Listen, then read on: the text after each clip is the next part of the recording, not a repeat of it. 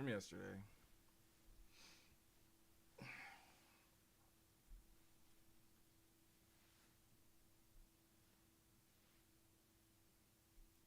Alright, here we go.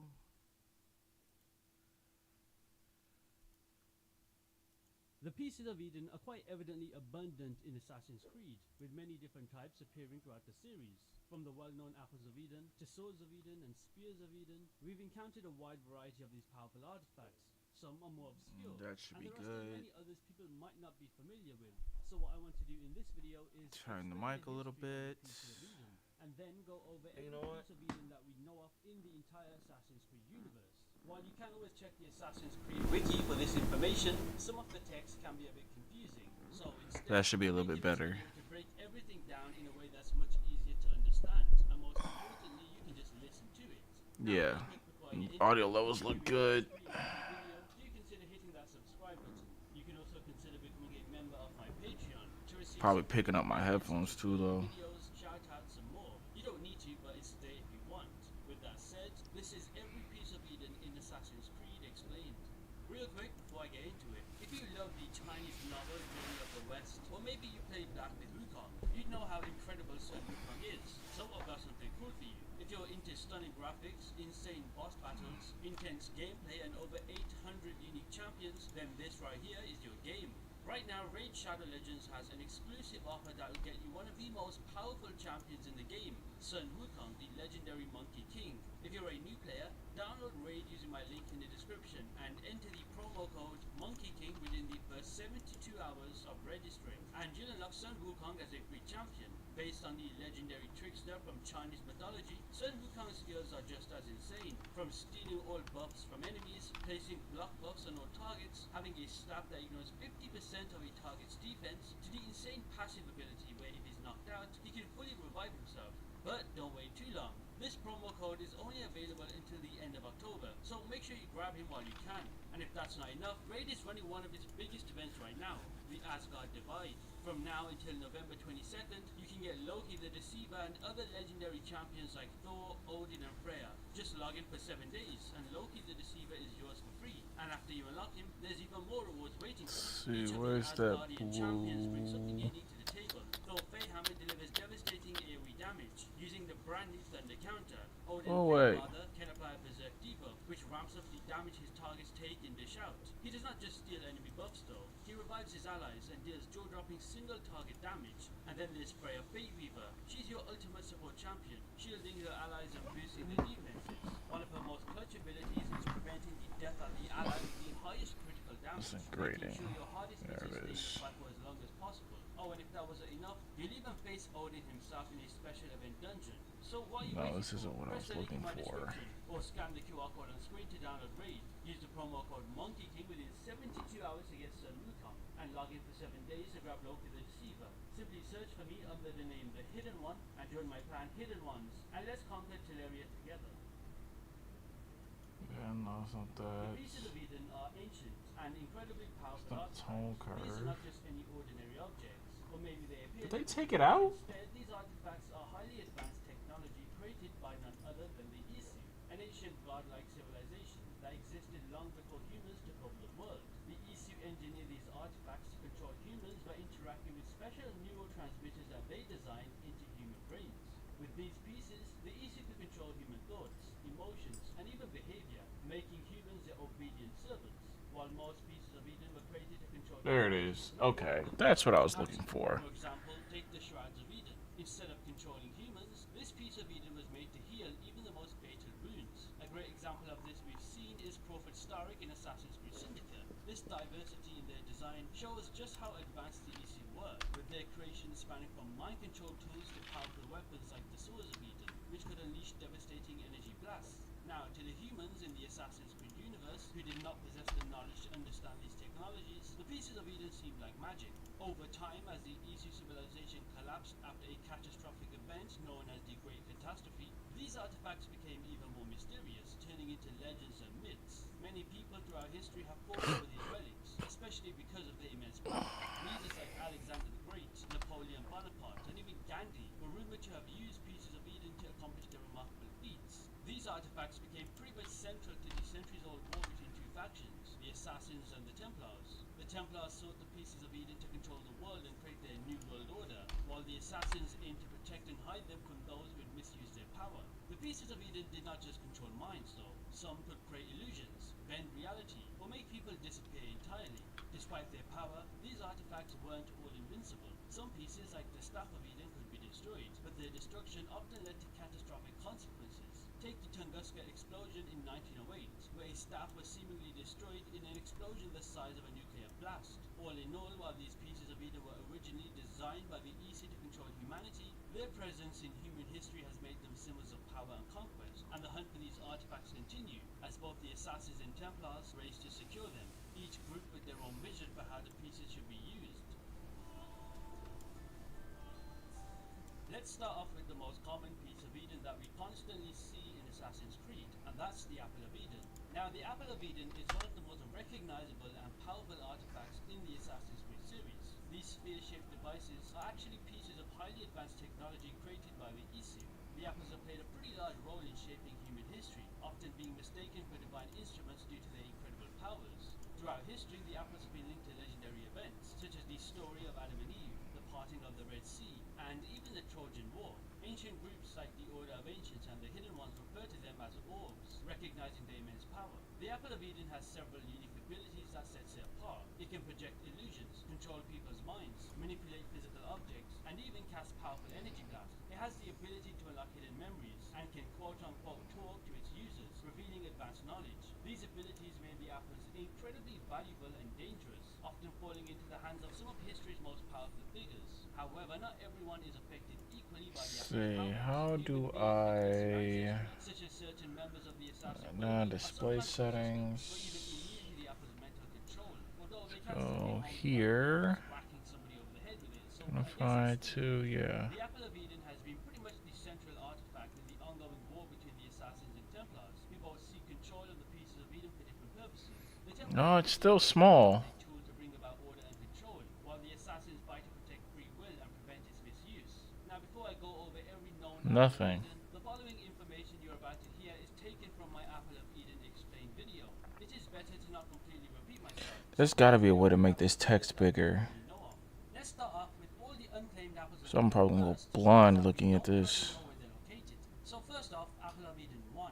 This apple was first discovered in the Saint Denis Temple in France. It played a pretty important role in creating a sword and a solar suture. Preferences, So, maybe? Assassin's Creed Unity, you know all about that sword. Now, during the French Revolution, the protagonist of Assassin's Creed Unity, Arnaud Glory, Interface. handed it over to the assassins over in Cairo. Napoleon later went there to acquire it to rise as Font size, here we go. somehow lost it in an unknown way. The fate of the apple after Napoleon came into the hands of a man who I'm surprised even exists in the AC universe, and that is Harry Houdini. So no change. Famous escape artist, illusionist, and stunt. Do I have to restart it? He managed to use the Apple of Eden in helping with his stunts. While later after that, the So same let's apple just played a double it. massive role in JFK's assassination by creating a quote-unquote phantom on the hill illusion. If you want to know more about how JFK's assassination fits into the Assassin's Creed lore, then check out my conspiracy theories video I made as I go more in depth with that topic. Anyway, after that, this specific apple is just simply a mystery. Nobody knows where it is, or if it's even functional. The next unclaimed Apple of Eden that we know of is Apple of Eden. Did Lightroom just crash? Apple of Eden was brought to the Bro, world by the Lightroom Freemasons. just crashed. It also fell into George Washington's hands during the American Revolutionary War, but he was troubled by visions that gave him nightmares of some sort of parallel universe, where in that vision, he used the power of the apple to become the king of America. Now, because he was afraid of these visions, he simply handed over the apple to Connor Kenway, who later just simply tossed it into the sea. Now, you may think that this would be the end of the apple, but surprisingly, it managed to be recovered. By the 20th century, Franklin D. Roosevelt had acquired the apple. Oh, this is so much better. I can freaking see. Role in the lead up to World War II. After that, JFK, whose name appears a few times in relation to different apples of Eden, managed to become the owner of the apple. However, his tenure was cut short when he was, of course, assassinated, as I'm sure a lot of us know, especially if you know your real-life history. After that, the apple managed to find its way into the hands of a defected assassin/Templar named William King Harvey. What he did with the apple is not known, but we do know that after his time with the apple, it managed to fall into the hands of the 36th President of the United States after JFK, being Lyndon B. Johnson. who in the lore of Assassin's Creed was actually a man who aligned himself with the Templars. Now here's where it gets pretty interesting. This same Apple of Eden was used for the Apollo 11 mission and ended up being helpful in finding another Apple of Eden located on the goddamn moon. Who would have thought an Apple of Eden on the moon? It just makes you wonder that the lore of this franchise goes beyond. Yeah, so you are my only viewer. So hey, how are you? So this Apple of Eden is the one I mentioned previously. I appreciate you for dropping in. Solar flare in 75,000 BCE. This apple, along with many others, was simply sent into the sky. But this specific apple landed on the moon. And I appreciate the follow, like I really do. That I mentioned previously. And after that, the apple is simply unknown.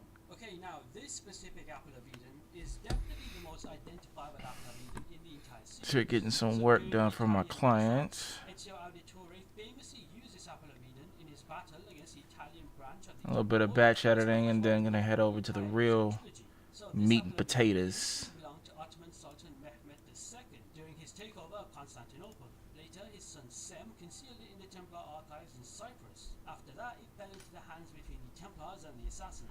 It was eventually seized by Girolamo. That's Savonarola, good. And after that is what we know of in the games. Ezio then recovered the apple, using it alongside the Alright, export these so I get them over to them tonight. from the first civilization, as shown in Assassin's Creed 2. Oh, word. So the apple in use when Monteriggioni was under siege, in which Ezio gave it to Mario to keep safe. Of course, after that, we know what happens. As shown I'm in the in US. Assassin's Creed Brotherhood when Mario was captured and killed by Cesare Borgia, who then took the apple. The apple then managed to get stolen by Rodrigo Borgia, who hid it in St. Peter's. Oh, you know what? I forgot to put my little bear up there. To defeat Cesare Borgia and his followers. After that, Ezio then hid the apple in a vault under the Church of Santa Maria, where it stayed hidden until Desmond Mars and his team discovered it in 2012.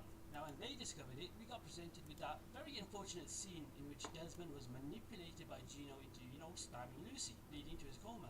The apple was then used by Desmond and his group to enter the Oh man, all my stuff is way off. Desmond used his powers to make Fellow Merc. Yeah. After all that unfolded from Assassin's Creed 2 to Assassin's Creed 3, the apple currently is simply held by the Yeah, all my Assassins. stuff And you is get the like feeling that we'll see more of this apple in misaligned. Assassin's Creed Infinity that releases later this year. Okay, let's move on to an apple of Eden that is showcased within the Assassin's Creed 2016 movie, a movie I recommend solely for the purpose if you just enjoy the lore of this franchise. It's an okay movie. It's definitely not the best, but it is worth a watch nonetheless. Anyway, as for Aguilar's Apple of Eden, this apple has some pretty fascinating backstory. In fact, this Apple of Eden was in possession of the first ever human being to possess one, with that being Muhammad XII of Let's Granada, see, who surrendered sources, to Granada, image. the Grand Inquisitor and a Templar in 1492, after his son Prince Ahmed was taken hostage. The apple did not exactly remain with the Duke de Mada for long. In fact, the assassins Aguilar and Maria in the 2016 movie managed to claim it. Although Maria managed to lose her life during the conflict retrieving the apple, I take it it's not many Americans you run into on Twitch. an ally of the assassins. Christopher Columbus carried this apple of Eden on his voyage to the Americas, where it stayed in his possession until he passed away, after which the apple was entombed with him in Seville Cathedral in Spain. The Templars then located I'm down in good old North Carolina of Aguilar's and Callum Lynch, but during his presentation for now. to the Templar Council of Elders in London, Callum assassinated Alan Rickon and fled from the Projects, If you played the Curse of the photography. Pharaohs DLC in Assassin's Creed Origins, then you know all about this one. So this specific apple of Eden belonged to the Pharaoh Akhenaten, who discovered it during his rule. Where's He my agreed photo with the drive? deity, believing the apple to be the deity Aten, founded a It's religion nice. this artifact. After their deaths, Politically, the it's a little Sassanid skewed, probably the most but famous pharaoh in history, overall, the it's apple nice. It's decided against continuing its like worship. especially like up in Instead, he Asheville, took care of the high priests of real Amun in nice. Thebes. By the 1st century BCE, the apple was under the guardianship of the god's wife of Amun. Unfortunately, she was murdered, and the apple then fell into the hands of her daughter Isidora. In 38 BCE, It's in my assets. It's not on my assets folder. of past pharaohs to avenge her mother's murder, and It's in my merge folder. curse. Bayek then went to Thebes to solve this mystery. He identified Isidora as the Where source is of the it? curse, There it went is. to her and then took the apple. Bayek then gave the apple to Suthek, a relative of Pharaoh Ramses II, for protection. However, Suthek later Alright, died done. in mysterious circumstances. But here's where it gets a bit strange. The body of Suthek was discovered Do-do-do-do-do. by Bayek himself. I was supposed to put this in already. I totally forgot about So it. if you've read the comic named Assassin's Creed Valhalla: Song of Glory, then this specific apple of Eden might be familiar to you. So this apple was stored in the Temple of Heimdall, located on the Viking-Stapling Mountains in Ryaport, Norway. It was discovered in 870 by Gull, a slave under Kjappe the Cruel and a reincarnation of the Isu Eden. During a confrontation in the And this temple, it got stumbled goes upon behind in a my chamber alert filled with gold, and boxes. an apple of Eden just lay on a pedestal. Yeah, I made that a while She was ago. momentarily incapacitated by Gull, who regained the ECU memories upon touching the apple. Despite the Templar's imminent collapse, Gull used the apple to paralyze Eivor, revealing her Now true that's gonna make it identity hard and to see rejecting her chat. former life as a slave. Now when Gull accidentally dropped the apple, the stasis was just broken, freeing Eivor, and as the temple was crumbling, Eivor saw the apple's potential power, but chose her people's safety over claiming it, and so the apple was left behind with all of its secrets. So the next Put it time you like play right. Put Assassin's Creed chat like right Valhalla and there. you run into Kjotve the Cruel, just know that he's Yeah, a character that that'll has a work. good lore behind him, and he's not just there for the sake of being evil. You see, that's why I love the lore of this franchise, because characters that you may expect have no meaning at all can actually be pretty influential in other Assassin's Creed forms of media, and yes, the Assassin's Creed Valhalla story comics is canon. Okay, so All now right, that I've told now you the about meat and all the apples of potatoes. Eden that are currently unknown, and apples that we don't exactly know where they are, let's move on to the apples of Eden that we What? know have been destroyed. So this specific apple of Eden is, in my opinion, the second Why most is my relevant navigator to so Elysium's messed apple. up? It was initially in the possession of Medinamun from the Order of the Ancients, and was There we ultimately go. retrieved by Bayek in Assassin's Creed Origins. He used this apple to avenge the mockery of his son Kemu's death, and after this set of events, Bayek simply kept the apple, eventually entrusting it to Apollodorus. However, it briefly fell into Flavius' hands, but Bayek reclaimed it once more and later secured it in the library of Alexandria. Unfortunately, the apple was then later taken by the Templars, who hid the apple in Solomon's temple until 1191, when Al-Mualim sent his assassins to retrieve it. This is where we see Al-Mualim use it to control Masyaf's population. Al-Tayyah pretty much overthrew Al-Mualim and took the apple and utilized it throughout his life. The next owner of this apple was way later, with Elizabeth I of England, who used the apple to support Protestant beliefs over Catholic ones. After Elizabeth I, the apple actually fell into the hands of Gandhi himself, who used it to gather a large following in India. However, the Templars found out about this and assassinated Gandhi to claim it. By 1960, the Templars used this apple and another in JFK's assassination. Then the apple was ultimately destroyed in the DIA satellite accident. The fourth apple of Eden first appeared in Chinese art from the 10th century, depicted as a golden spear held by a demon, initially mistaken for a grenade. Nikola Tesla, a renowned inventor from Croatia, was the earliest known human to have this apple. It's believed that he used it to advance his electrical inventions. However, the Templars, seeing Tesla as a threat, discredited him through Thomas Edison and ultimately stole the apple from his laboratory, contributing to Tesla's mental decline. Henry Ford then received the apple, using it to control his factory workers for increased profits, before sending it to Adolf Hitler, right as he rose to power in Germany. In 1943, Adolf Hitler passed the apple to Templar Gero Kramer for use in secretive projects, including one that involved kidnapping Tesla to work on a device called the Glock. This is something I also talked about in my conspiracy theories video, so I won't go too in depth here. So pretty much by 2017, it's believed that the apple was simply destroyed. So this specific apple of Eden was one that we saw near the start of Assassin's Creed Syndicate. This apple of Eden was held in an underground lab by the British Templars and was examined by the scientist Sir David Brewster. When Evie Fry killed Sir David, the apple overloaded and exploded, destroying the lab and everything within it, leaving Evie as the only one to make it out alive. This specific apple of Eden was one that we saw throughout the story of Assassin's Creed Odyssey's crossover stories expansion. So Cassandra discovered pirates searching for a treasure on an island. She joined forces with Herodotus and Barnabas and then embarked on a quest to locate this treasure, which turned out to be another apple of Eden. After defeating the So you just hop around Twitch when Cassandra I guess you're bored or just looking for something to do.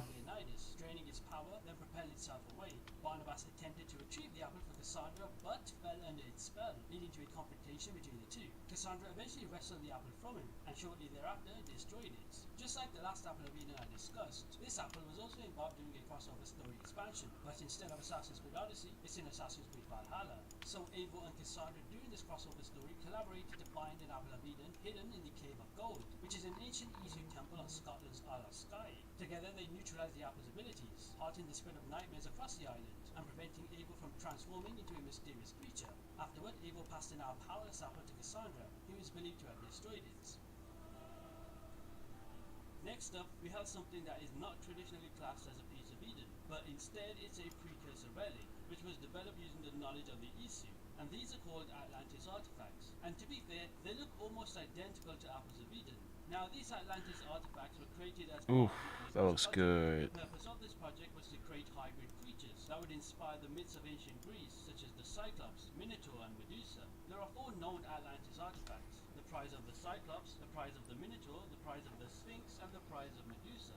These artifacts were created to give ordinary humans incredible powers, essentially transforming them into the mythical creatures that we know of from Greek mythology. These beasts became the source of legends, with their incredible strength and abilities. However, they were not born naturally. They were the result of humans coming into contact with these Atlantis artifacts. When activated, the artifacts fuse with their bearers, turning them into monstrous hybrids like the Cyclops or Gorgons, and endowed them with immense superhuman strength and energy-based powers. In fact, we encountered these beasts during Assassin's Creed Odyssey's open world, and we don't really think much about them and how they came to be where they are. Well, now you know. In fact, once you defeat one of these creatures, they drop their Atlantis artifacts in the process. If you have played or seen the Fate of Atlantis DLC, there's a part in the DLC where we return the artifacts to Atlantis, an ancient Isu city beneath the ocean, to seal the gateway to the Lost City. Now let's go over all 4 Atlantis artifacts and dive into the story behind them. First up, we've got the Prize of the Cyclops. This is one of the 4 Atlantis artifacts created by the Isu. This artifact was responsible for transforming a human into the face of a Cyclops. In Greek mythology, the Cyclops is known as a one-eyed giant, and in the world of Assassin's Creed, this was no mere myth. The artifact allowed its user to project the image and abilities of its guardian, essentially turning them into a Cyclops. Cassandra encountered and defeated the Guardian, a Cyclops named Brontes, during her journey in 424 BCE, and she claimed the artifact afterwards. Aside from transforming these people into powerful creatures, the Prize of the Cyclops also had another important role. It acted as a key to seal the gateway to Atlantis. Once the Guardian was defeated, the artifact's power left the body of the Cyclops, leaving behind nothing but a desiccated corpse. The second Atlantis artifact is named the Prize of Medusa. In this case, the artifact was tied to Medusa, a Gorgon with the ability to turn people to stone with her gaze. The artifact allowed its user to take on the form and the powers of Medusa, one of the most terrifying creatures in Greek mythology. Once again, if you played Odyssey, you'd encounter this powerful guardian and defeat her to claim the artifact.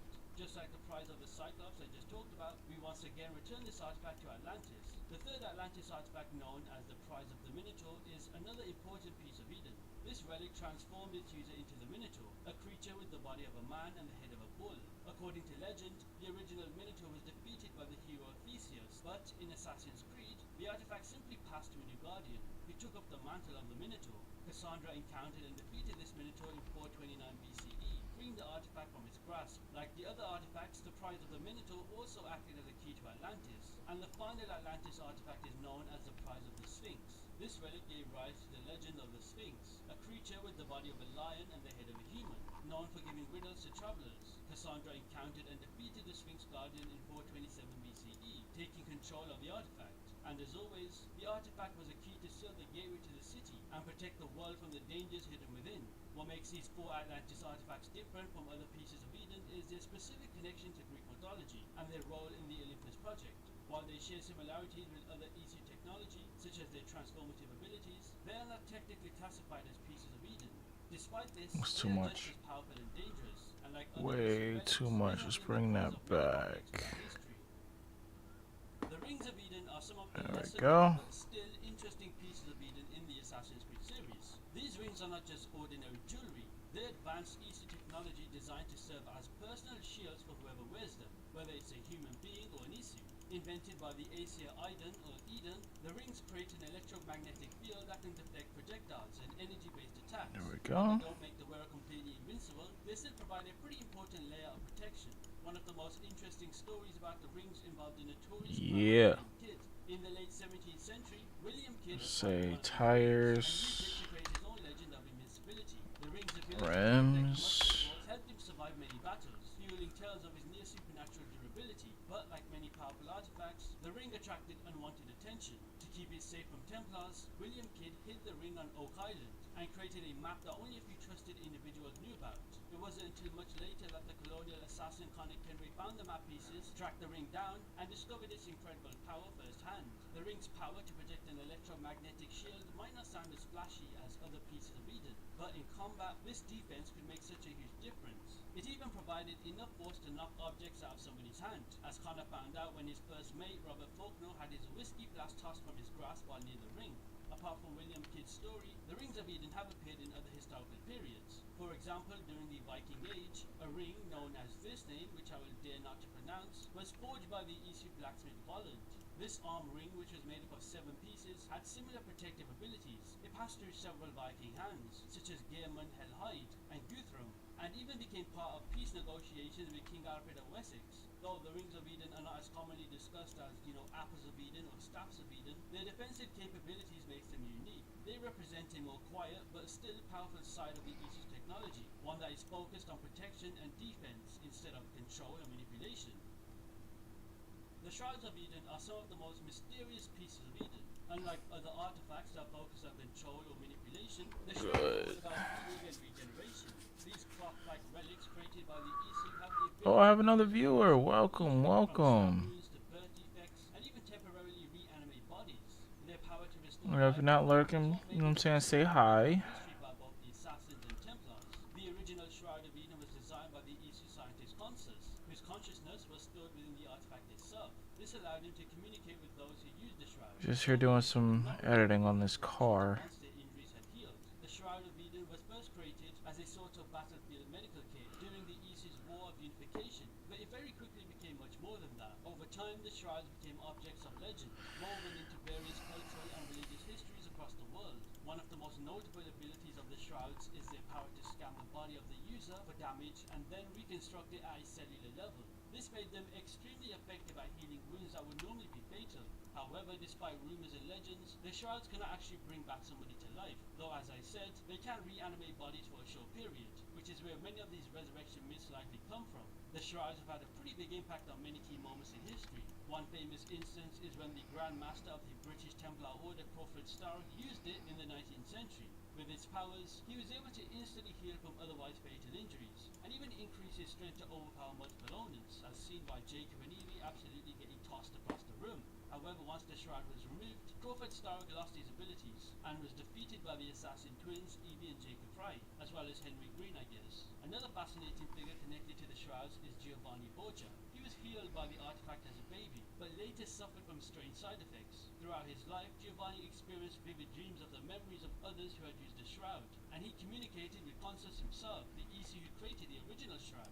These experiences made Giovanni unusually sensitive to the presence of pieces of Eden, which influenced much of his life as an assassin. Despite their miraculous abilities, the Shrouds are not without risks. Prolonged exposure can lead to severe hallucinations, and in extreme cases, the Shroud can destroy the user from the inside out, as seen with Niccolo di Pitigliano, who was torn apart after trying to heal himself completely with the artifact. The Spears of Eden are among the most strong and battle-centric pieces of Eden in Assassin's Creed. These spears are not just weapons, they're highly advanced tools designed to give incredible power to their wielders. Invented by Isu figures like Hephaestus and Consus, the spears were originally created for the War of Unification, which was a conflict during the Isu era. Since the fall of the Isu, humans have often used spears in their own wars and conquests, leading to their association with some of history's greatest warriors. One of the most famous spears of Eden is the Spear of Leonidas, wielded by the legendary Spartan king during the Battle of Thermopylae in 480 BCE. Passed down through generations, this spear found its way into the hands of Leonidas' granddaughter Cassandra. As seen in Assassin's Creed Odyssey, Cassandra uses the broken spear of Leonidas to gain a range of supernatural abilities, from enhanced strength and speed to the ability to imbue her weapons with fire or poison. The spear also gave her visions of the past and increased her reflexes, making her a very strong fighter. If anything, the Spear of Leonidas was much more than a piece of Eden. It was a powerful tool that made Cassandra nearly unstoppable. Another notable Spear of Eden is Gungnir, wielded by Odin himself. According to Assassin's Creed Valhalla, this spear was crafted by the dwarven blacksmiths Brokkr and Sindri, and became Odin's weapon of choice. Gungnir was said to never miss its mark and was used in so many battles. After the Great Catastrophe, it was left behind in a mountain, only to be collected centuries later by Eivor. Gungnir had unique powers, such as the ability to extend its reach using a force field, making it even more deadly in combat. Throughout history, the Spears of Eden have been wielded by influential figures, providing them with godlike abilities that helped shape the course of many battles and wars. In addition to just physically empowering their users, the spears could generate force fields and manipulate elements like fire and ice, making them versatile and fearsome weapons. The Staves of Eden, or Staffs of Eden, are among the most powerful and well-known artifacts in Assassin's Creed. They have a long history, with many being wielded by some of the most iconic figures in both myth and history. Now, since you can say staves and also staffs, I'm going to say staves from this point on. Anyway, these staves embody control and supremacy, often having the ability to manipulate human minds and bodies. Each staff has its unique history and a set of powers, making them incredibly powerful tools in the hand of their wielders. As of today, there are 7 known staves out there. The Papal Staff of Eden is most famously associated with the Vatican and the Catholic Church. This staff could control minds, create illusions, and when combined with the Apple of Eden, open the door to the Isu's hidden temples like the Vatican Vault. Wielded by historical figures such as St. Peter and Rodrigo Borgia, the Papal Staff was primarily used to exert control over the Christian world. When Ezio Auditore confronted Rodrigo Borgia in Assassin's Creed 2, the Papal Staff played a key role in the fight between Ezio and the Pope. Eventually, the staff was lost beneath the Sistine Chapel after Ezio used it to enter the Vatican Vault. The Imperial Scepter is another example of a Staff of Eden, this time associated with the Russian Tsars, which means Emperor. It played a big role in maintaining control over the Russian Empire, especially under Tsar Alexander III and later Nicholas II. This staff could control minds and conjure illusions, and like the Papal Staff, it was a powerful tool of dominance. Unfortunately for the Templars, the Imperial Scepter was destroyed in 1908 during the Tunguska event, an explosion caused by the intervention of the assassin Nikolai Orlov and the scientist Nikola Tesla. Though the scepter was thought to be completely destroyed, some fragments of it survived and were used by figures like Rasputin. The scepter of Alexander the Great was yet another staff of legendary power. Alexander used it to conquer territories and create one of the Good, that looks empires good. in the ancient world. This staff could manipulate minds, create illusions, and unlock ancient Isu gods, such as the one in Siwa in Egypt. After Alexander's death, the staff changed hands several times, ending up in the possession of Cleopatra and later the Order of the Ancients, which were the predecessor to the Templars. The staff disappeared from history after the Roman era, and its current whereabouts are unknown. There were rumors about it being in Afghanistan, but like I said, those are rumors. The shattered Staff of Eden is unique in that it was broken into 3 parts, scattered across Spain during the Reconquest. It was sought after by Thomas de Torquemada, the Grand Inquisitor of Spain, who wanted to use the Staff of the Apple of Eden to solidify his control over the country. Despite being broken, the staff retained its power to conjure tangible holograms, creating soldiers of light that could fight for its wielder. After a long struggle, the assassins managed to destroy the staff completely, ensuring it could no longer be used by the Templars. The next staff I'll talk about is the Venetian Staff of Eden, and this one surfaced during the Renaissance and was discovered by the Venetian Brotherhood of Assassins. This staff had mind control powers similar to the others, but after being recovered by Ezio Auditore, it was hidden away in the Colosseum vault in Rome.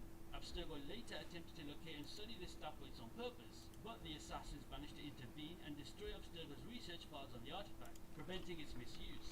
The Staff of Hermes Trismegistus is one of the most well-known and powerful staves of Eden. Unlike the other staves, this one has the ability to bestow immortality, regenerate its wielder, and also manipulate energy. It was first wielded by the Isu Hermes Trismegistus, and later passed on to the Greek philosopher Pythagoras, who used it to extend his life far beyond its natural limits. In Assassin's Creed Odyssey, Cassandra becomes the keeper of the staff, inheriting its immense power. The staff has the unique ability to protect its wielder from aging or death, though this immortality comes at a cost. In modern times, Layla Hassan acquires the staff and uses it during her journey to unlock the secrets of Atlantis. Eventually, Basim ibn Ishaq gains possession of the staff, further expanding its long history, and as of right now, he still wields it. The last Staff of Eden is the Scepter of Aset, and this one is a piece of Eden with the power to grant charisma and leadership to its wielder. Originally owned by the Isu goddess Isis or Isis, or differently known as Aset, the scepter passed through various hands, such as Lugos of the Liberalis Circulum in the 2nd century CE, before them being lost in a shipwreck. The staff was then rediscovered by Italian fishermen in the 13th century, and was later given to the Egyptian assassins, and used by the Mamluks during their revolt. In the 14th century, the Templars stole the scepter, but assassin Numa al-Kamsin recovered it before being ambushed and killed. His disciple, Ali al-Ghraib, hid the scepter in a well near Edfu in Egypt, where it remains to this day. The Swords of Eden are swords, and that was probably the most pointless thing I could have said. But jokes aside, the Swords of Eden are some of the most iconic and powerful pieces of Eden in the Assassin's Creed series. These mystical swords created by the Isu were designed to be used during the War of Unification, and have made their way into the hands of legendary figures throughout history. Each of the 5 currently known Swords of Eden holds immense power, granting their wielder abilities such as energy projection, better leadership somehow, and even teleportation. They also make their wielders resistant to the illusion-casting powers of the staves and apples of Eden. Let's dive into the Swords of Eden that we currently know exist within the lore of this franchise. First up is the Sword of Eden 1, often just referred to as Sword of Eden. This weapon has a storied history, from its creation in the Isu era to its use by figures like Francois Thomas Germain and also Arnaud Dorian. The sword's full power comes from its 2 key components, the blade itself and a piece known as the heart. This heart unlocked the sword's true abilities, making it much more than just a deadly weapon. You see, by the early 14th century, the Sword of Eden found its way into the hands of the Knights Templar. However, after the Templars were branded as heretics in 1307, the Order's headquarters in Paris was attacked by King Philip IV's forces. During this chaotic time, Grandmaster Jax de Molay, somebody that we've seen in the prologue of Unity, entrusted his advisor with the task of hiding both the sword and the Codex Pater Intellectus, which is a very important Templar document. While the advisor successfully hid the sword, he was ultimately killed by the assassin Thomas de Carnelian. Meanwhile, Jax de Molay, who had removed the heart from the sword, was captured and imprisoned. Before his execution, he buried the heart in the wall of his cell, keeping it hidden from both his enemies and also his allies. The same Sword of Eden resurfaced in 1429 during the Hundred Years' War, when Jeanne d'Arc, guided by mysterious voices, retrieved the heart from the Chateau de Chinon. She later found the sword buried beneath a church and used it to lead the French army to several victories, inspiring her comrades and striking fear into her enemies. However, she lost the sword during the siege of Paris, where it was reclaimed by the Templars. In 1794, during the French Revolution, Francois Thomas Germain, a Templar Grand Master, wielded the sword in a fight against Arnaud Dorian and Elise de la Serre. However, the sword malfunctioned during the fight, emitting a deadly shockwave that mortally wounded Germain. Arnaud claimed the sword afterwards, but it was damaged and lost its powers. By 2016, the sword was displayed in Abstergo Industries. Templar historian Simon Hathaway restored its powers by finding the missing heart, and returned the fully functional sword to the Templar Inner Sanctum. We also have Genghis Khan's Sword of Eden, sometimes referred to as Sword of Eden II. This Sword of Eden was wielded by both Genghis Khan and his grandson Hulagu Khan during their conquest. It gave the Khans unmatched charisma and leadership skills, allowing them to unite and lead large armies. It also had the ability to teleport its user and blast enemies with energy. While the sword's current location remains unknown, its legacy left a mark on history as it helped shape one of the largest empires the world has ever seen. There's also Perseus' Sword of Eden, which was used by the Greek hero Perseus to slay the Gorgon Medusa. This sword was a vital part of Greek mythology and legend, but within Assassin's Creed lore, it was an advanced Isu artifact. The sword, along with other artifacts, was involved in multiple legends about Perseus, such as his famous rescue of Andromeda, though its specific abilities are not as well documented as some of the other Swords of Eden. Its role in ancient myth makes it a standout among these powerful weapons. Next is the Sword of Damocles, which made an appearance in Assassin's Creed Odyssey. This sword was used by Deimos, the cult of Cosmos' champion, and then later by Cassandra. It can project energy blasts, place energy traps, and generate protective energy fields. Deimos used it to terrorize the Greek world during the Peloponnesian War, and its power in the hands of a descendant of the Isu made it nearly unstoppable. However, after Deimos was defeated, Cassandra claimed the sword, although she was not able to fully unlock its potential. And last but not least, there's Excalibur, and yes, the same Excalibur from Arthurian legend. This sword is said to blind enemies with its energy blast, and was used by King Arthur to lead the Britons in their fight against the Anglo-Saxons. In Assassin's Creed Valhalla, Eivor discovers Excalibur after solving a series of puzzles and challenges across England. The sword's true resting place is with the mystical Women of the Mist, but its legendary power has been wielded by key figures, such as Arthur and Eivor. Okay, now that I've discussed every categorized piece of Eden, there are a lot, and I mean a lot of other pieces of Eden that are separate objects that do not fall under a name, like a sword or a spear, and so on. Now, since there are a lot of them, I'll not go very in-depth with each one, as I do want to try and avoid making this video over 10 hours long, and a lot of the information isn't really relevant. So let's talk about every other piece of Eden. Let's start with the Ankh. Now, the Ankh is one of the more mysterious pieces of Eden, said to have been created by the Isu and wielded by the Isu goddess Isis. It possesses incredible powers, such as the ability to heal the sick and temporarily bring back the dead. What makes the Ankh so unique is that it can record a person's mannerisms, allowing those traits to be transferred to a resurrected body, giving it some level of consciousness. The Ankh played a big role in Egyptian mythology, with Isis using it to resurrect Osiris for one final night, which led to the birth of their son Horus. Over the centuries, the Ankh changed hands multiple times, eventually finding its way to Europe during the Roman Empire. One of its most notable wielders during this time was Aquilus, a member of the Liberis Circulum, who fought to protect the artifact from the Order of the Ancients. In the 19th century, the Ankh was possessed by the Templar Archbishop. That looks real good. Jesus. It was lost once again. The Ankh's current location is unknown, with rumors suggesting it could be anywhere from Paris. I think that'll be a good base. Like Juhani Otso-Berg dismissed its existence as a myth. The Ankh remains a highly sought-out artifact between both the Assassins and the Templars. The Codex of Eden is a fascinating piece of Eden, known for its powerful persuasive abilities. This artifact was used by a Christian sect in the Kingdom of Alba to forcefully convert the local population. The Codex was kept in the Gafnis Temple, which is an Isu complex hidden beneath the famous Loch in Scotland. From what it was to what it is. Oh, such a difference. Sold the Codex for his own ends. He tasked his acolyte, Edgebert, with Such a difference. to obtain the artifact. However, things went bad when the British hidden one Adelaide attempted to recover it herself. After a confrontation with her pupil Edward, she was killed, and the codex was shattered. Edward Yeah, so I thought I'll have to do it by hand. Ain't no way that's gonna get it right. still explode despite its destruction. The Crescent Amulet is a powerful and versatile piece of Eden that forms part of a set of 3 artifacts, each granting its wielder incredible abilities. The Crescent Amulet shares similarities with other pieces of Eden, such as the apples, but it also has unique powers such as mind control, illusion projection, and necromancy. One of the most remarkable features of the amulet is its ability to resurrect the dead, although it does have limitations. Only those who have recently died and whose bodies are still relatively intact can be brought back, and they return as mindless zombie-like beings under the control of the amulet's wielder. Also, the amulet allows its user to project tangible holograms, store memories, and even negate the abilities of eagle vision, making it an extremely deadly tool in the wrong hands. Throughout history, the Crescent Amulet has passed through many notable figures. Ferdinand Magellan, a famous Portuguese explorer, encountered it in the Philippines in 1521, but after his death, the artifact was lost until the 18th century. During this time, it resurfaced in Manila, where a monk used it to instigate riots and resurrect his fallen followers. Edward Kenway, who we all know, eventually came in contact with the amulet, and he used it in several battles, such as the confrontation with the Visayan chief Raja.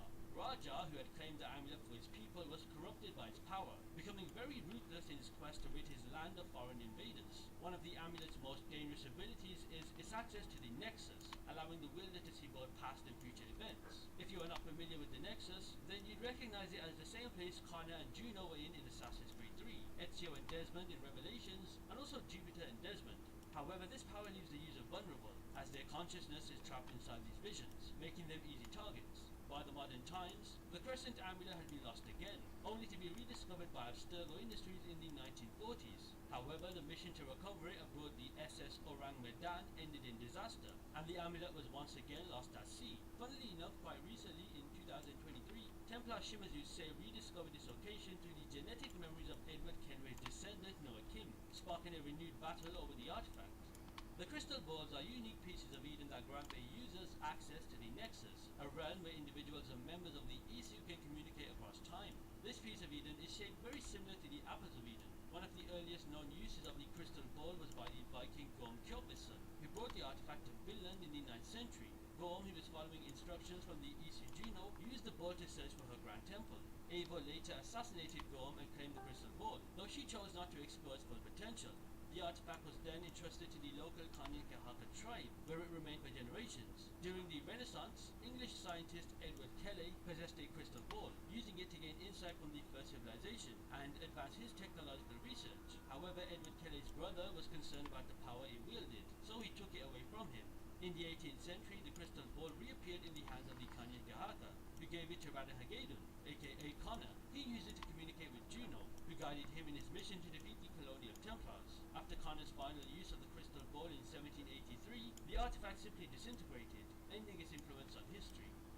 Similar to the crystal balls in name, the crystal skulls are powerful pieces of Eden used primarily for communication and observation. You see, these artifacts have 3 distinct versions. The first type functions like a telephone, allowing communication between individuals who possess one. The second type enables users to record and play back audio-visual messages. The third version serves as a monitoring device, connecting to a person's blood vial to project surveillance to their perspective. The crystal skulls have a long history, often appearing in pre-Columbian civilizations in the Americas. In 1520, the Italian assassin Giovanni Borgia discovered one in the Aztec city of Tenochtitlan during Hernan Cortez's conquest. Giovanni retrieved the skull from an Aztec priest, but its full purpose remained a mystery for decades. It was not until 1542 that Giovanni realized the skull allowed communication when he was contacted by a man using a similar artifact. In the 18th century, a pirate and a sage named Bartholomew Roberts, who we all know, used the crystal skull at the observatory, which was an Isu complex, to spy on individuals through their blood vials. Roberts, of course, betrayed Edward Kenway, locking him in the observatory, and fled with the skull. Kenway later tracked down Roberts, killed him, and reclaimed the crystal skull to stop the Templars from exploiting the observatory's power. Now, in the modern times, Abstergo used the crystal skulls for secure communication amongst their highest-ranking members, such as Warren Vidic. Since there are so little of these crystal skulls, only a few Abstergo facilities and members have access to them. Patience Gives Charm, also known as the Foresight Amulet, is a piece of Eden passed down through generations in Patience's family. This small but powerful artifact grants its wielder incredible strength and the ability to glimpse into the future for just a few seconds. This foresight allows the user to avoid danger and make very swift, informed decisions.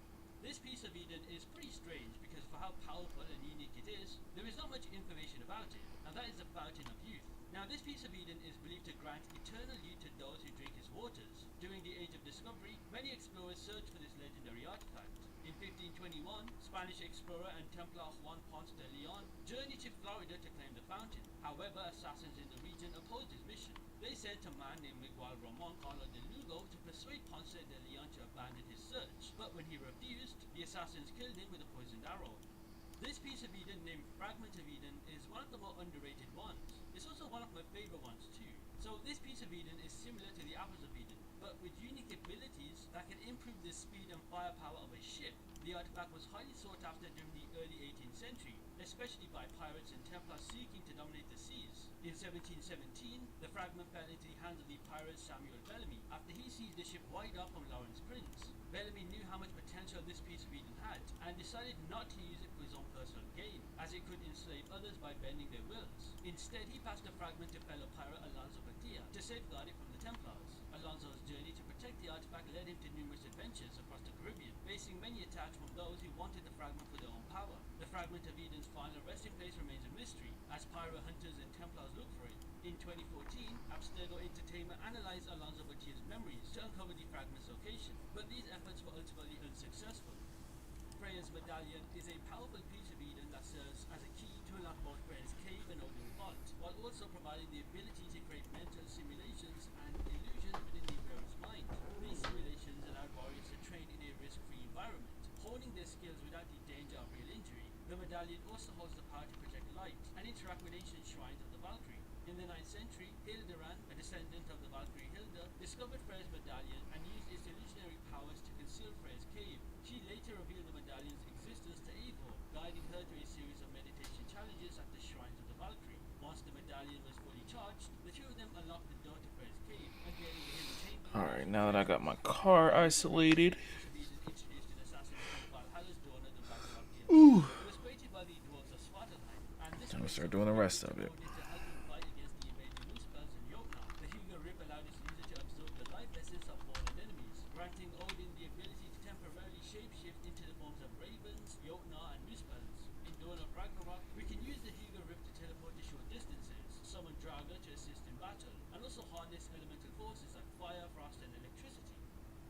Is known about the Imperial Jade Seal. In fact, let me rephrase.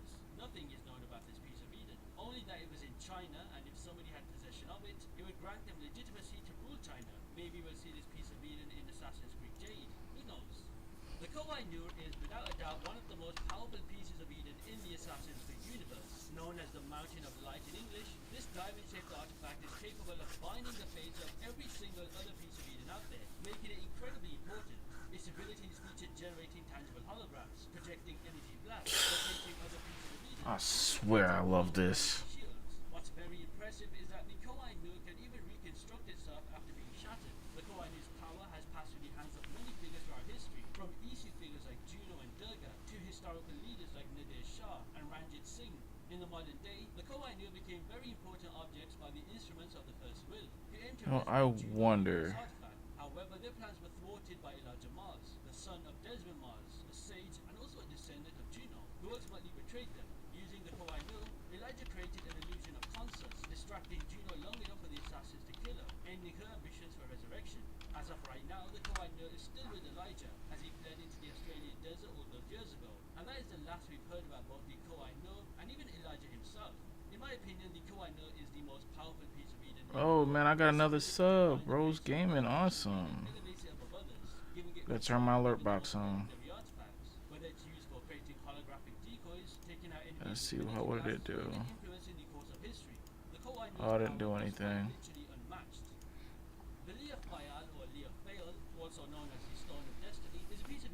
Man, that's awesome. I've been getting a lot of subs on YouTube.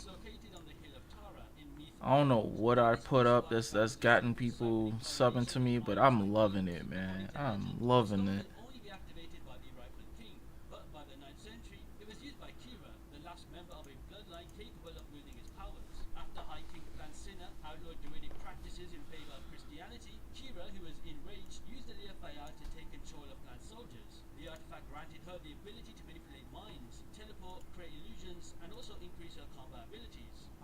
Following a confrontation with Plan and Eivor, Shira was convinced to abandon her plan, and the Lia Fayal was shattered, leaving only remnants of this once powerful stone.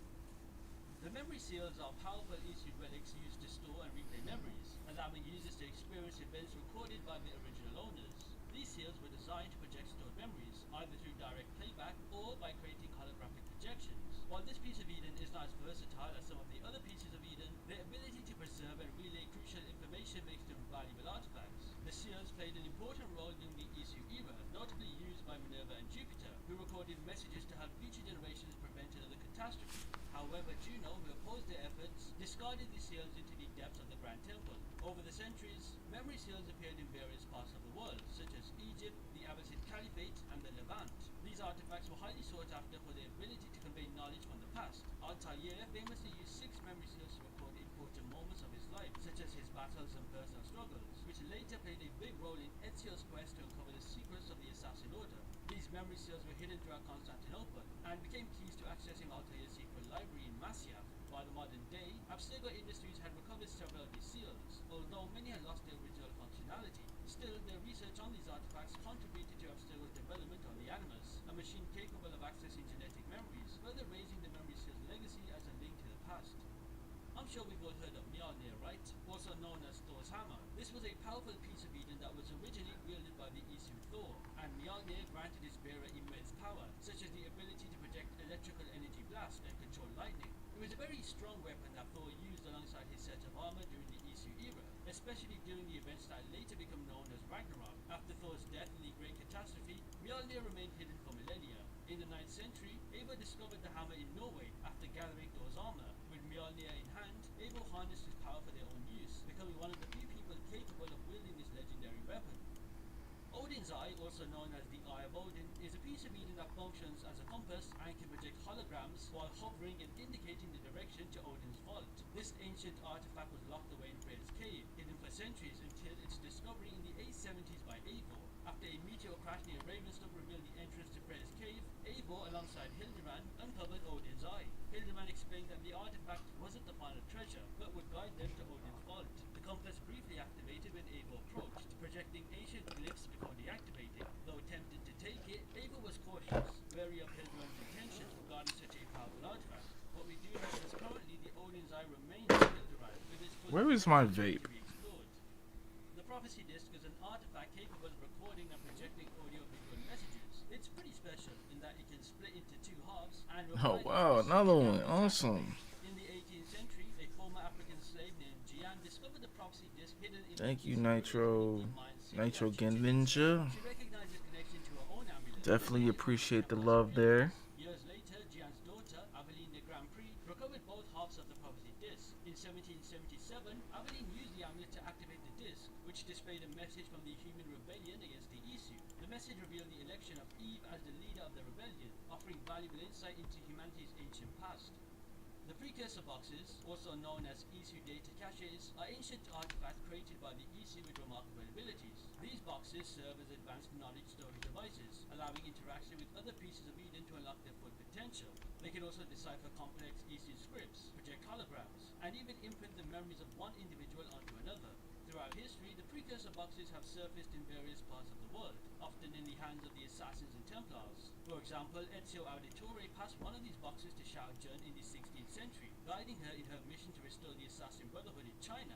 Similarly, during the 7 Years' War, the Templar Sheikh Cormac used a box to reveal a map of Isu sites, which became a key tool in the Templars' quest to control the pieces of Eden. These boxes are not just repositories of knowledge, they also possess immense power. When paired with other artifacts such as the Koai Nur, a precursor box can unlock hidden temples and grant access to unparalleled knowledge and abilities. However, the energy required to power them is immense, often involving massive electrical surges or other artifacts. In the 20th century, a precursor box played a big role during the Russian Revolution, when the box imprinted the memories of the Chinese assassin Shao Jun onto Anastasia Romanov, creating a unique connection between past and present.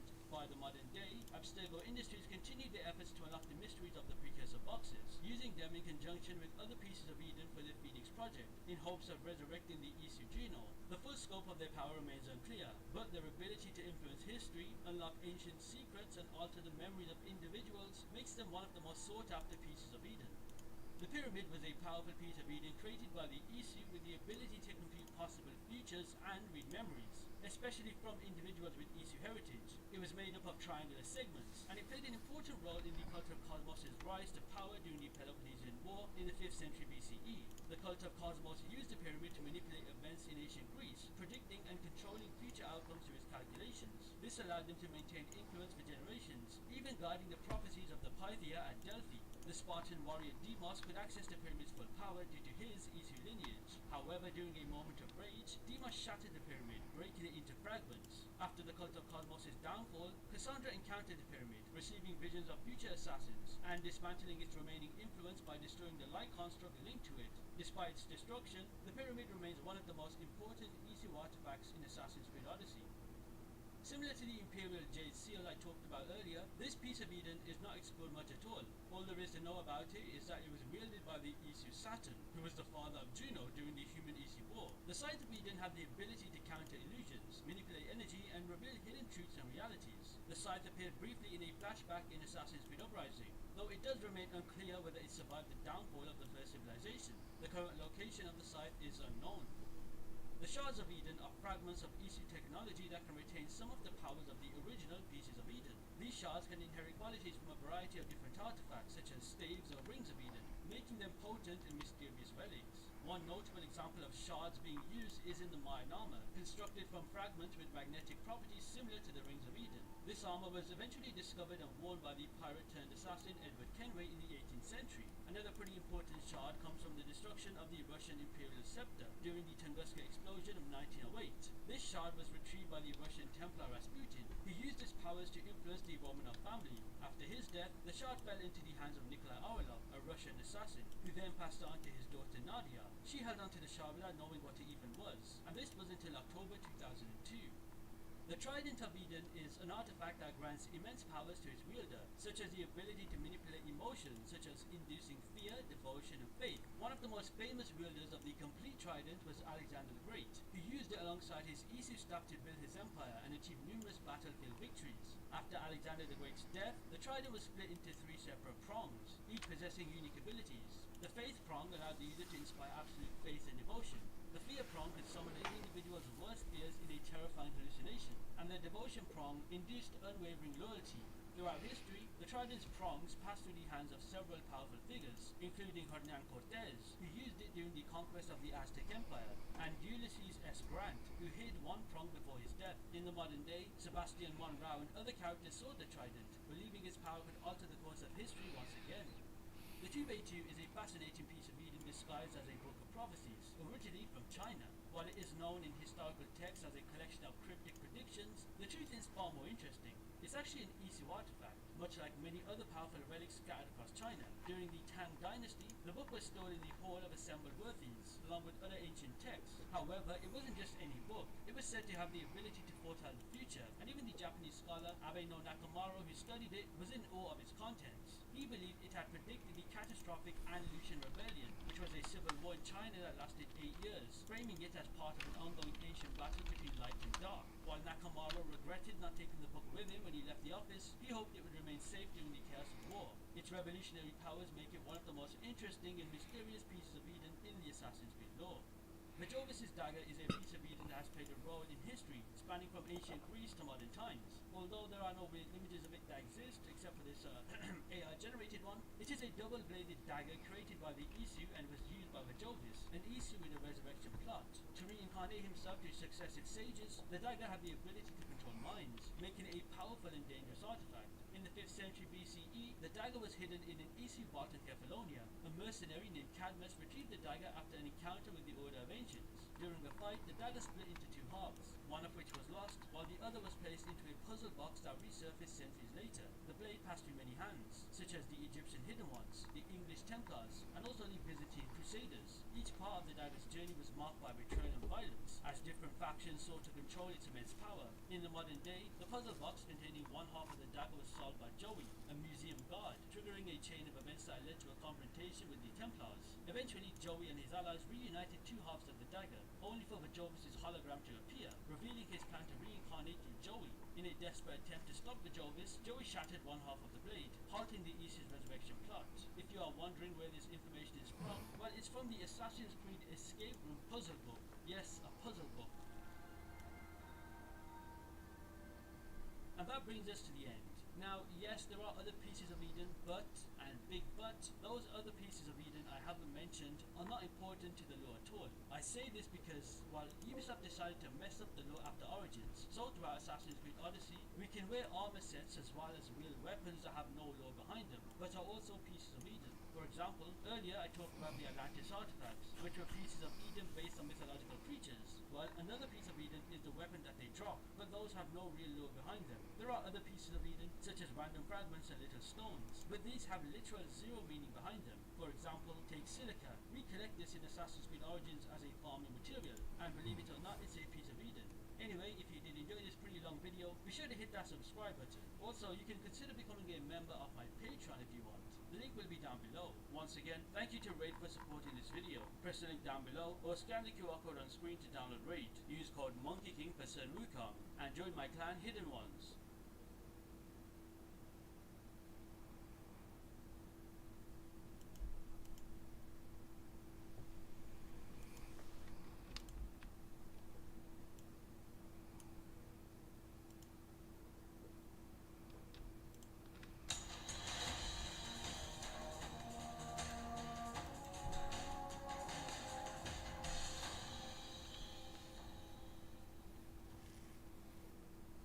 Greetings, Guardians. My name is Bife here.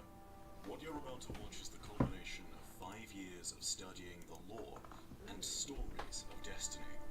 This is the complete story of Destiny so far. Until Destiny 3 comes along, that is. Now, I know that a lot of you who are in my audience absolutely love these long videos, but for those of you who are watching this and are thinking that the video is something you might not want to watch in one stretch, don't worry, I've designed it quite deliberately with that in mind. I've broken the video up into a bunch of different chronological sections so that you've got different points where you can stop and start at your leisure. Beyond just this, if you want to catch up on a particular section, or if you are simply missing one part of Destiny's history, you can find a timestamp to navigate to them down below in the description, unless you are watching this live at the premiere. Before we start, I think I should also lend my thanks and my words here to a pair who helped immeasurably in the process of creating this video, Captain Tullus and Mr. Monkus. Tullus helped me edit this massive project and to create something truly incredible for you all to watch, and Monkus helped create pieces of artwork that outlined the start of each section of the video, artwork which he did for free even when I repeatedly asked to commission him. The very least that you guys can do is show your appreciation for these two gentlemen in the comments section down below, and if you love any of the art that you've seen in this video, you will find a link to Monkus's website down below where you can buy prints of all of the pieces that Monkus creates. These ones may be up there by the time this video is live, but with all of that said, I think you've waited long enough. It's time to tell you all the complete story of Destiny. From the ancient history of Fundament, all the way to the Shadow Keep of Luna. So, let us begin.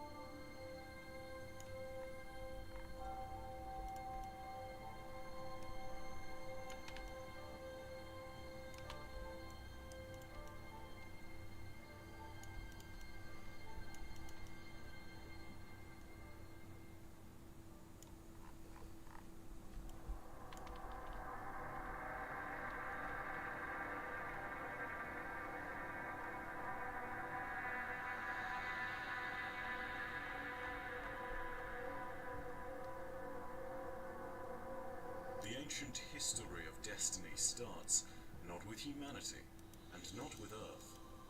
The records from this time supposedly date back millions of years with a record of histories and ceremony kept by the Hive, known only as the Books of Sorrow. The veracity of these accounts is sometimes thrown into question, with one of the Hive gods even scrawling in its pages that they are full of lies. But as it stands, these books represent our only record of a series of times from millions to potentially hundreds of millions of years ago that would otherwise be lost and unrecognizable to us. And so, with nothing else to tell us any better, and armed with the knowledge that these records may be imperfect, we must start with the records made in the Books of Sorrow, not at Earth, but on a distant shadowed world called Fundament. Fundament was a gas giant, one so massive that its gravity could pull other planets down beneath its clouds, where they would impact on its surface oceans. The remains of these planets would form into continents, and on these continents, life of a sort would struggle to carve out an existence. The smallest form of life on Fundament was that of the Krill, and they were constantly under threat from the harsh world upon which they lived. There were many nations of Krill, and one such nation was the Osmium Court, and their king, its ruler, was about to be put through dire straits. Their king was Ten, a long and withering existence for the short-lived Krill, save for their mother spawn who lived significantly longer. The king of the court had 3 offspring: Shiro, the youngest, who aspired to the ways of combat so she might seek adventure and defend her people; Sathona, the wisest, one who wished to I consume really royal don't jelly like how and that's become a looking. long-lived mother so that she could learn all of the secrets of the world; and Alrash, the eldest, she who was to become the next ruler of the Osmium Court, she who was to take the king with, and to replace her aging father. Though they could not possibly know it, these 3 siblings would change the universe forever, and would be led down a path of destruction so great that it would shake the foundations of reality itself. But this all began with their father's assassination. Their father was senile at the time. Most Krill who were long-lived would die at the age of 8, but at 10 years old the king was being driven to madness. But to some, it was evident that there was at least some method in his madness. He would study the sky, raving of moons of I don't know, am I thunderous missing storm something? clouds, and always he was accompanied by his familiar, Do some more with the a environment. white worm-like thing that was dead but had washed up from the sea depths. In a state of despondence and in response to the king's consistent madness, Teox, a mother of the Osmium Court, wrote to their arch-enemies, the Helium Drinkers, begging for them to kill the king of the Osmium Court and to slay his 3 offspring, offering to rule as a regent for them beneath their command in his stead. The Helium Drinkers happily accepted and slew the Osmium king, but they were not fast enough to slay his progeny. Shiro, Sathona, and Alrash fled with their father's familiar and took a ship out onto the great oceans of Fundament. Upon its mast, they swore in blood that in their lifetimes they would return to the Osmium Court and avenge their father, kill Teox and the Helium Drinkers, and understand the doom that their father spoke of as he raved in what many believed to be madness, but the sisters were slowly starting to realize might well be something to be concerned of. The doom that their father spoke of was later divined by Alrash, who remembered the last words that her father had said to her, namely, that the moons were different and that the laws were bent. He made a sign representing a syzygy, and it was this that revealed to Alrash the nature of their doom.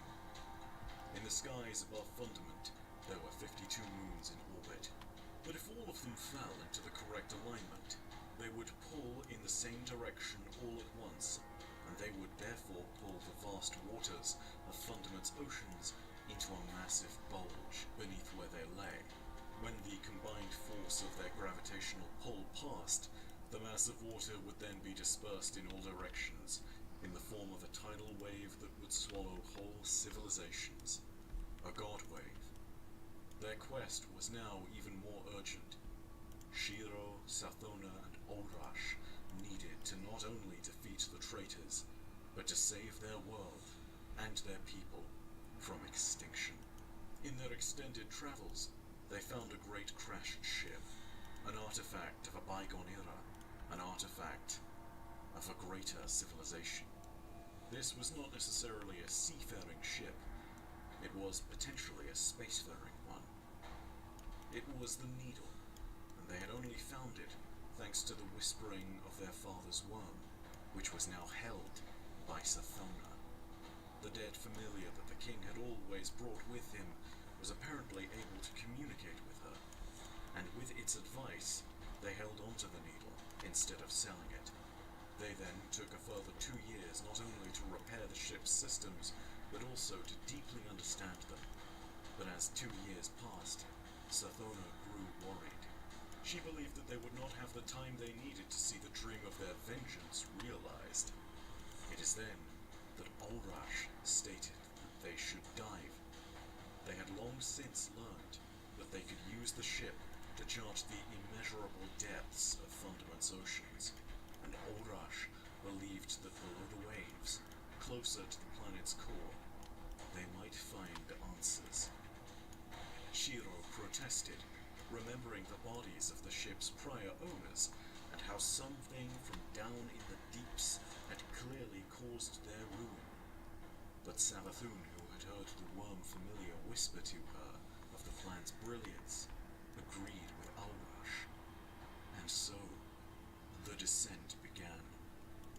Through the crushing depths and past terrifying beasts, the siblings ventured until they came to a still place. Here, they monitored the waves above, and the sensors of the ship stated that their fears of Asuziji were indeed true. It was indeed coming to pass, and it was at that moment that they encountered the Leviathan, a creature as massive as the continents of their childhood, and it spoke to them, urging them to turn away from the depths of Fundament and from the deep itself. The Leviathan's voice was booming inside their heads, massive, forceful, and determined at first, but when finally it was exhausted by the protests of Ulrash and Shiro, Sathona would state that they should dive. Her justification was completely clear at this point. She stated that she was guided by her father's familiar, and that this was what had given them hope, whilst the Leviathan merely wished for them to return to the surface of Fundament to live short lives and die. And so they continued to dive deeper, down into the crushing depths of Fundament's core. And down in those depths, Ulrash found herself standing unprotected on the hull of the ship. But in spite of the immense pressure and heat, she was unharmed. Before her there were 5 massive creatures. They were the worm gods: Yul the honest worm, Zor the will of thousands, Ur the ever-hunger, Ayr the keeper of order, and Akka the worm of secrets. Ancient creatures that served the deep, or as we now know it, the darkness. Yul offered Ulrash and her sisters a bargain, and told them that the worm gods had been trapped in Fundament's core for eons by the Leviathan. Their bargain was simple. They would be granted immortal life by consuming the children of the worm gods, but they had to always obey their nature as beings. Shiro would be perpetually attempting to test her strength, Sathona her cunning, and Ulrash her knowledge of the universe and her explorations of it. The sisters accepted the bargain, and took the worm god's larvae back to the surface once they had all chosen new morphs and new names.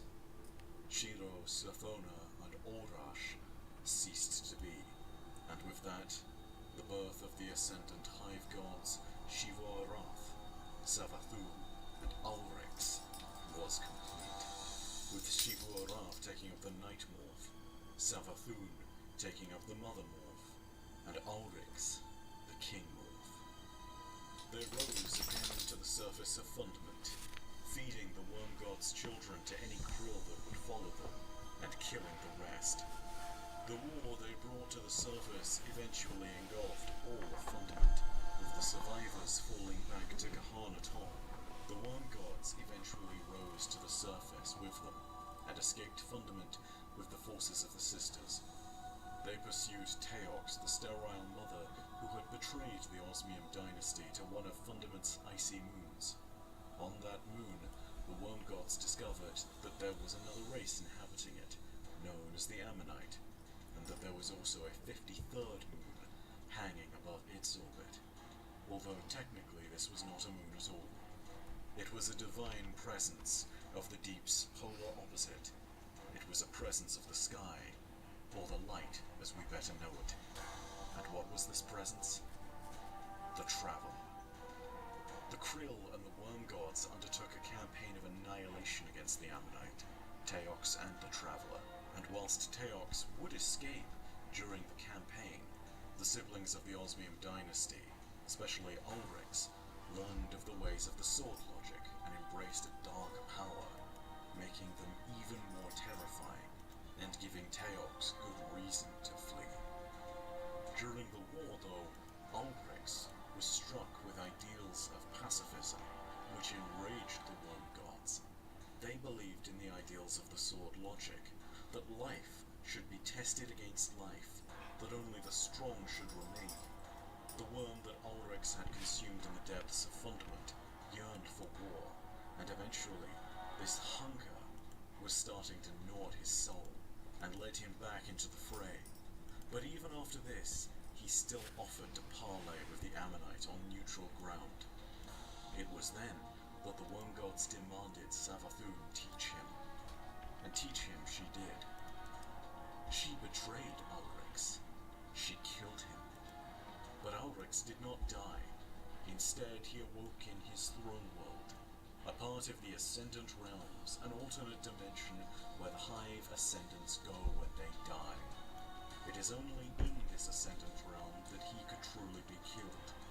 And whilst Ulrix was recovering, Savathun went to the neutral ground and poisoned it, killing the representatives of the Ammonite that were meant to meet at the point to parley for peace. Before the war was won, the Leviathan came forth from the depths of Fundament, and was slain by the forces of the deep in a final battle of Fundament's moons that shook the worlds to their core. After burrowing out of the worlds they'd conquered and multiplying at a great pace, the Krill would take up a new name as a species and would be referred to from this moment until time ended as the Hive. They strengthened their resolve and battled each other for over 20,000 years, and then, at last, they set out stronger, and they set out on a campaign of genocide across the universe, fighting many different species and bringing all of them to their end, finding them unworthy of the sword logic's challenge, the test that states life should exist with strength. However, they encountered a problem, as Ulrix discovered that the more they fought, the more the hunger of their worms expanded, and so they faced the threat that they would not be able to satisfy their worms' insatiable hunger. This put the supposed immortality that the Worm Gods had offered them into context, but beyond just this, it set the stage for a greater threat that was looming on the horizon. An alien empire known as the Ecumene came to face the power of the siblings. They had diverted all their resources into a campaign of utter annihilation against the Hive, responding with overwhelming force whenever Ulrix, Savathun, or Shiva-Arath appeared. They knew exactly how to defeat the Hive, and this was no coincidence, because they were being guided in that method of destruction by Teox, the traitor mother. Eventually, the siblings were beaten back so much that they were left with no strength to go on fighting. That was my They lip. gathered in Ulrix's throne world and it's time for us to get your nails trimmed again. Wanted to retreat and gather strength, and Savathun wanted to beg the worm gods for more power. At this point, Ulrix knew the logic of the sword better than them both, and knew that they needed to aggressively proclaim their right to exist through war and death. As this truth was affirmed, a plan of action was devised. In this plan, Ulrix slew his two sisters, and by the sword logic, became more powerful by proving his might over them. With their true deaths under his wing, Ulrix went to Akka, the worm god of secrets, and told him that he wished to receive the secrets of the deep. When Akka said he gave no secrets, Ulrix rebuffed the worm god, and stated that giving was for the sky, and that he had to take what he wanted, even if it meant killing Akka, even though Akka was his god. And so Oryx slew Akka the worm god, and from his ruin he pulled the secret of communing with the deep. He recorded that secret on a series of tablets known as the Tablets of Ruin, and hung them about his waist. Following this, he used the secret to enter the deep itself, and whilst his speech with the deep was not recorded, what is known as this: when he emerged from the deep, he pronounced that he was Ulrix no longer. Instead, he was Oryx, the Taken King, and that he had the power to take life and to make it his own.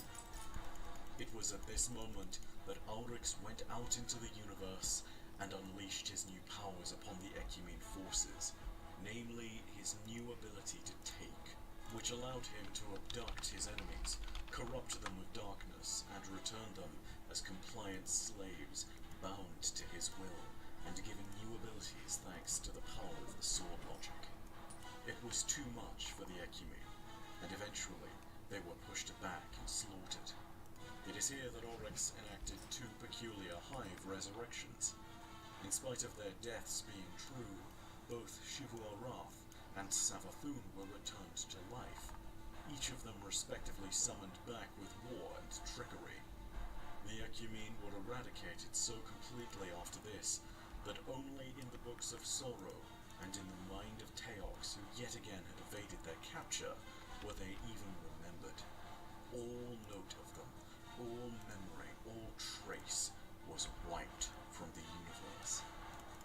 Following this, Oryx would have moments and time to commune with the darkness, thanks to the rituals recorded on the Tablets of Ruin, and the darkness would show him terrible dreamlike hallucinations, replicating his childhood and teaching him to be yet more brutal, to embrace the sword logic even further. Oryx also learned that Xivu-Arath and Savathun were at this moment conspiring to leave him stranded on his expedition into the deep. Despite this, he was brought back, and when he was brought back, he endeavored to bring sons and daughters into this world so that he might love and kill them, so that all would be empowered and strengthened. The first of these children was Crota, the Eater of Hope, whose strength was unparalleled and who would one day rise to be one of the greatest champions of the Hive. The second was Nokris, who was feeble in strength but strong in mind, more of a wizard than a knight, unlike his demon brother. The third and fourth of his children came from a single larvae, cleft in two by Oryx's great sword Willbreaker. The larvae became the twin daughters of Oryx, the Death Singers Uranuk, the Weaver, and Ur-Halak, the Unraveler. Oryx's children accomplished many great deeds, and their stories were numerous. From the creation of the Death Song to the destruction of whole axioms of the universe, Oryx's daughters, in particular, were highly accomplished. One day, they were cutting a wound in reality, and were proceeding to die inside it. When Oryx inquired as to why, they stated that they would seek to create an oversoul as a way of both hiding their deaths, as well as creating a death impulse capable of defending their throne worlds if needs be. Oryx told Crota that he should observe his sisters, and and try to learn cunning from them. And so, Crota too decided that he should experiment with a wound in reality. However, when Crota tore open a wound in reality, it was thanks to Savathun who had manipulated the wound that a partially mechanical form of life poured forth from it, a race known as the Vex. The exact origins of the Vex and the nature of their power is shrouded in a fair deal of mystery, but they spilled forth from the breach and began to invade Oryx's throne world.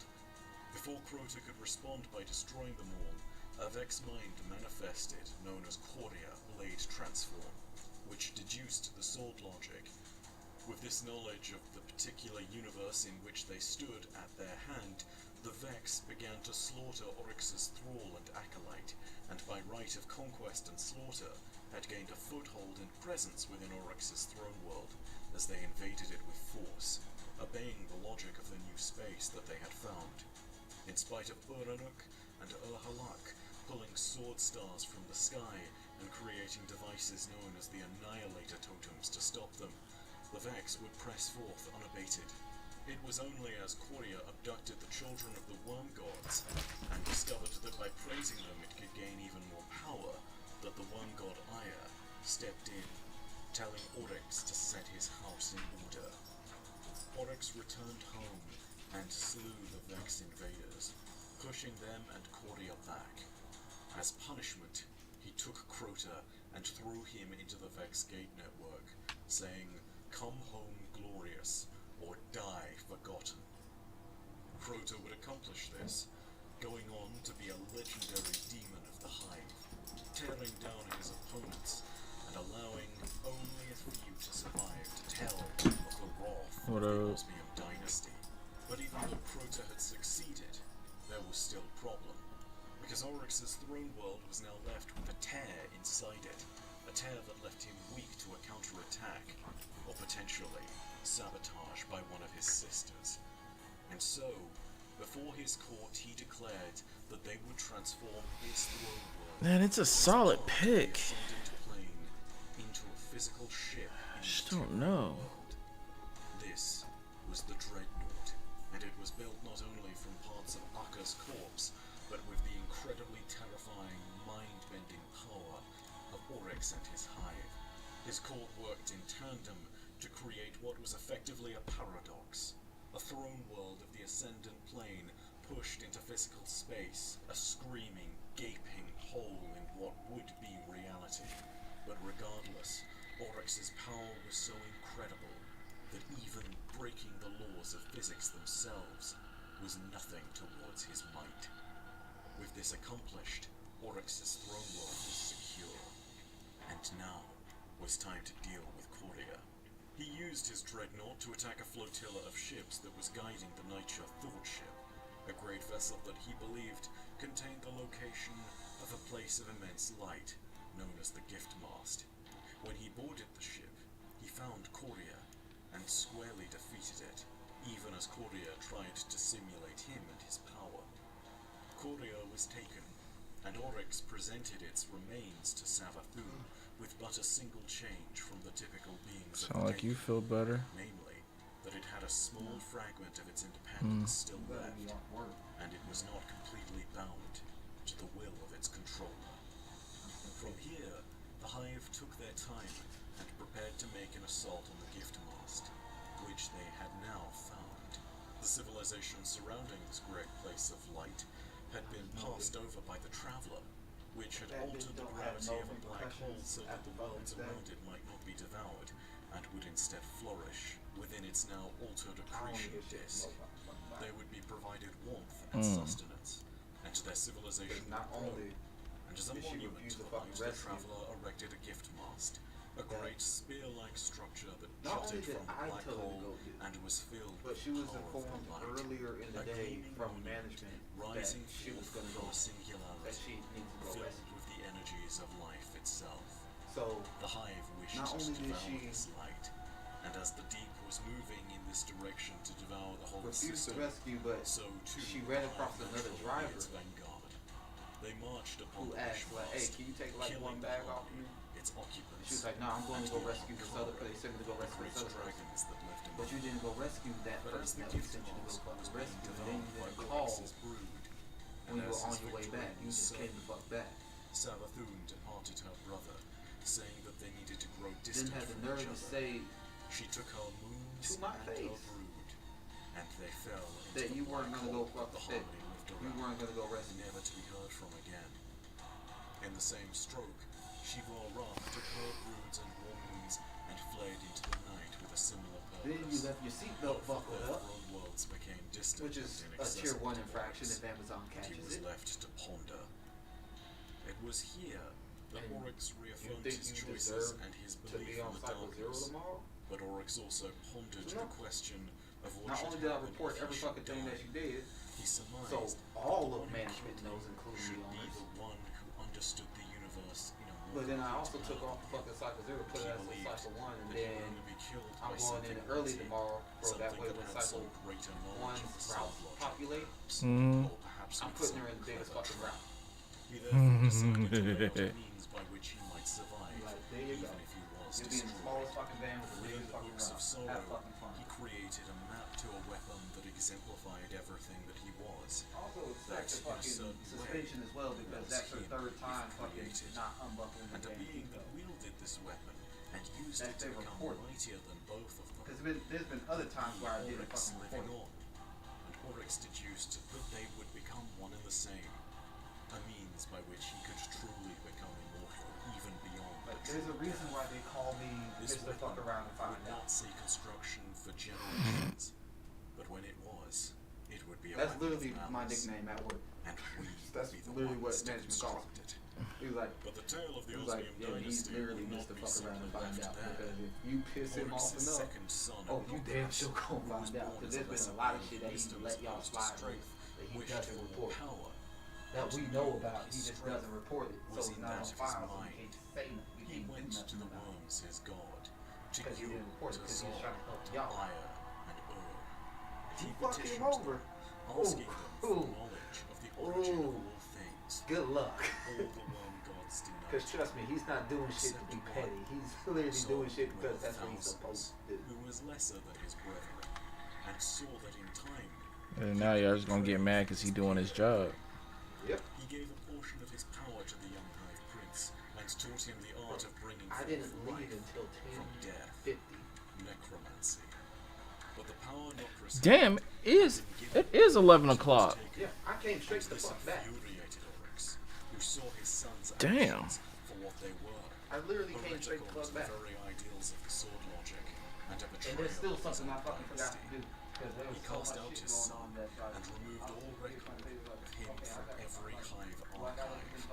The only record of Nocris that remained was a single I statue got of literally the halfway ancient fucking here, Oryx, and I was like, which fuck, stood I forgot to defiant send out the fucking in its ban list permanence. for Cycle Zero. These are some of the earliest tales Because of the we usually universe send of it out destiny. at night when we leave. Tales that predate Hmm. our own history. But as many of you will So that, realize, everybody knows, they like, are but hey, a small part of a grander this is who's still on Cycle Zero, this is the people that got pushed to Cycle 1. So that way you don't come in the and- sky, But see, guess between what? the dark and the I'm also light. King Petty. So, The traveler, there's a reason the I didn't, presence of the sky there's a would reason, continue onwards, evading the hive and the I darkness, consistently didn't text the seeking people out that the got pushed to core of Cycle 1. worlds with the potential Because to there's only one receive its person that got light. pushed to Cycle 1, For those and it's her. with meaning in their So I purposely didn't say anything so she could come in at Cycle Zero's time frame to find out that she got pushed to Cycle 1. much the same fate Damn. as the Harmony, the Ammonite, and the Ecumene, and they would suffer at the hands of the darkness and the hive. I really am Their the entire system was fuck destroyed around and find out. in an event remembered only to the Elixni as the Whirlwind, where they were left to make a great exodus and abandon their home. I'm so fucking tired of the drivers Whatever thinking it's trace like, of oh, the traveler they could. I've been here The long great enough, I can machine, get away as with they would come to call it, whatever the fuck I would want. however Like, find they gotta a listen to new me. place to set its roots. No. As the Nah, Elixni homie. transformed their Because once noble society into here's a a quick more barbaric and eye-opener for you. tribal one. The If traveler you've been here so had long begun and to you're so take fucking root experienced and above know a all this system shit, and a planet why the fuck far, far am I away. dispatching and not you? The name of the planet Ding, ding, ding. was Mars. The name of the system was Sol. And the year in the human Gregorian calendar I like, was why is that my name of always 2014. higher on the scorecard than yours? And in this year, it found us. That should be telling you something. Can you reach in that pea coat and see if my vape is in there?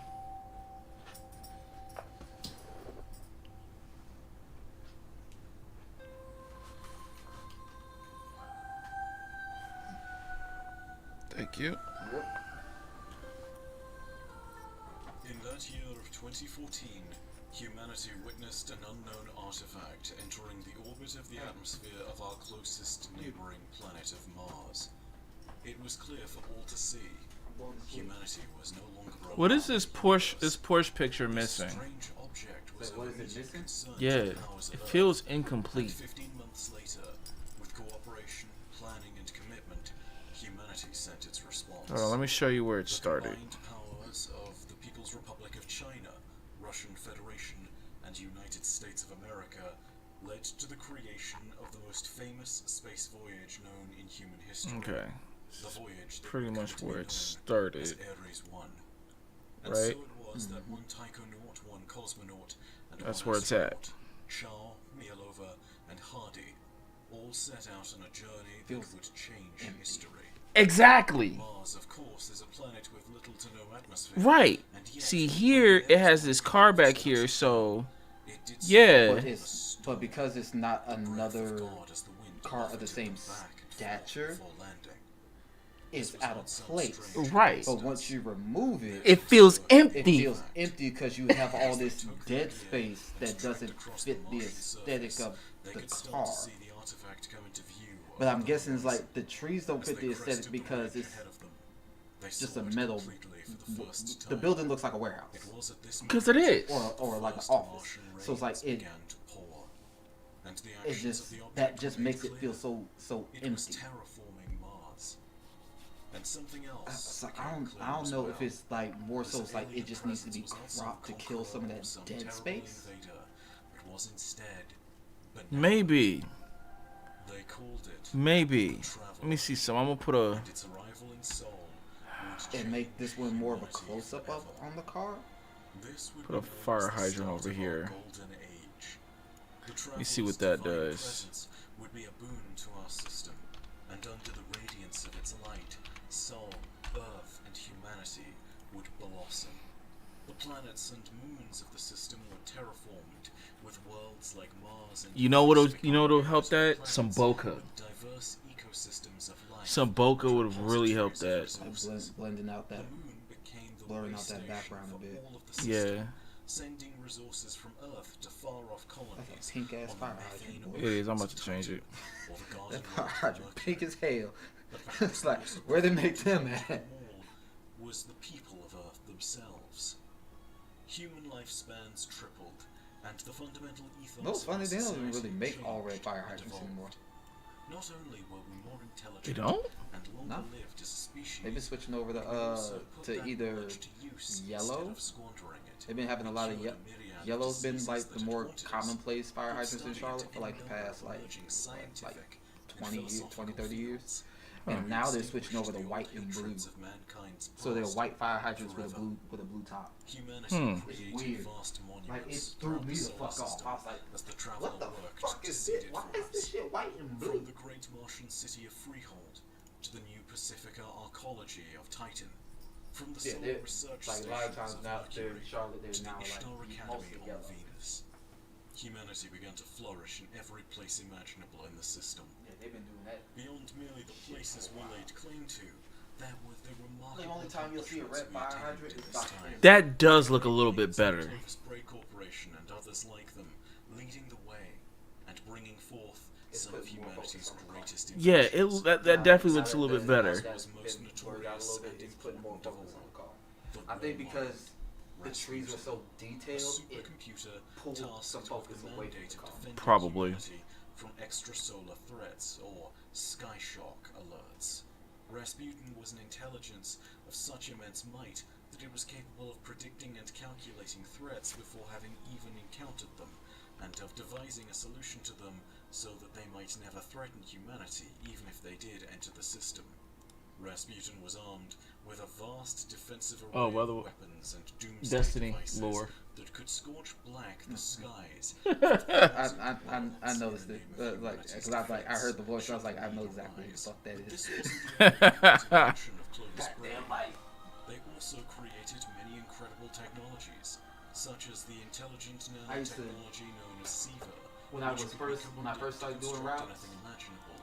hell, when I was This doing made it a Flex, particularly valuable Mhm. technology that's what I was for listening to. those I was just listening to colonists my who were heading outward to the stars, reading, as it could be telling the spontaneously Destiny used lore stories. to create anything Oh, wow. from fabricated shelter to an oxygen rebreather.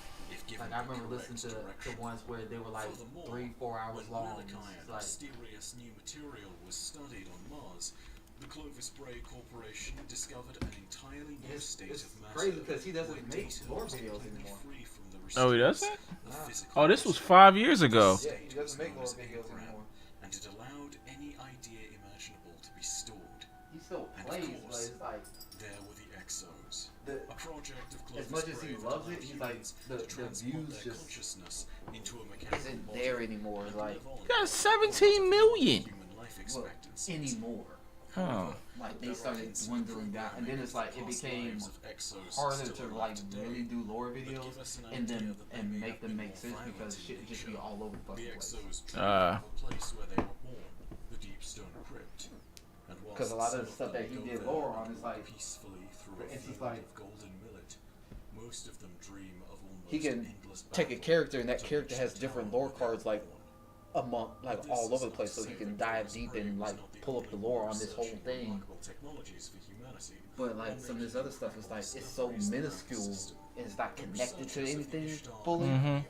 It's like it's hard to make a lore video and it like of an ancient civilization on Venus lasts that predated a good humanity amount by of time. billions of years. These were the Vex, and the ruins they discovered were those of the Vault of Glass. he The might if he Infinite does make a Steps, lore video, the it'll Ishtar probably be Academy on and the like Ishtar Collective would the- make it their another responsibility video to on the study the darkness, Vex and their like the new constructs. enemies and stuff like at that, any where they place came from, possible. shit like that. Ah. The Golden when Age it's- magnified our Like he might glory. make a lore video on that. Humanity's greatness But, shone like a beacon in the yeah. night, It takes him a illuminating while the to very make lore stars videos on that. themselves, and convincing us that our destiny was not to remain on Earth like our ancestors, or to continue their petty wars, but instead was to reach forwards and upwards to the stars, and to grasp the very majesty and grandeur of the universe itself. We flew out into those stars Damn. and spread our wings. Cycle 0. Alas, that we let our hubris get the better of us. Not all were so ill-prepared or foolish, though. Whilst most sat in complacency dispatchers beneath the glorious bounty of the traveller, Right. some, such as the three families of the Black Armory, would begin crafting phase technology and weapons so that they might fight back or defend themselves. A noble effort, but tragically, it would not be even close to enough to stop what would come next. As the centuries of the Golden Age passed, Doing that shit. the Warmind began to detect something far beyond the reaches of the system. Something dark and terrible. Something that spelled our doom. Rasputin's responsibility was to defend humanity, and to this end, the Exodus program was created. A colonization effort that involved thousands upon thousands of souls, all being loaded onto colony ships and sent outward to the stars. But in spite of this titanic effort by Rasputin and his subminds, such as Malahayati, in spite of the valiant efforts of General Chen Lanshu, in spite of everything that humanity would attempt to accomplish before the end, it would not be enough. As the vessels of the Exodus program began to reach further out towards the edges of the solar system, something terrible and dark swept them back in the other direction.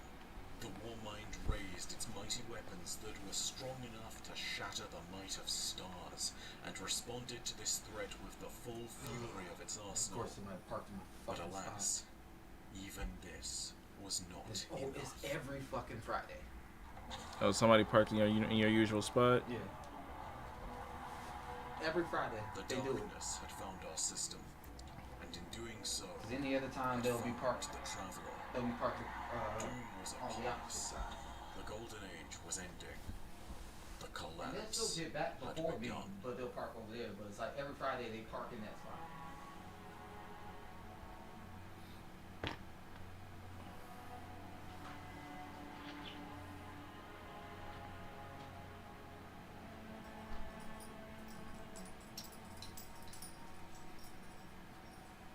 The dark tide that was upon our system brought with it a terrible doom that could not be defeated by the Warmind and its defenses. But the foe Rasputin faced It was looks not by any good, means though. what could be considered It's normal. clean. The darkness, much like the Traveler, defied simple causality and defied even the basic rules and logics of the universe.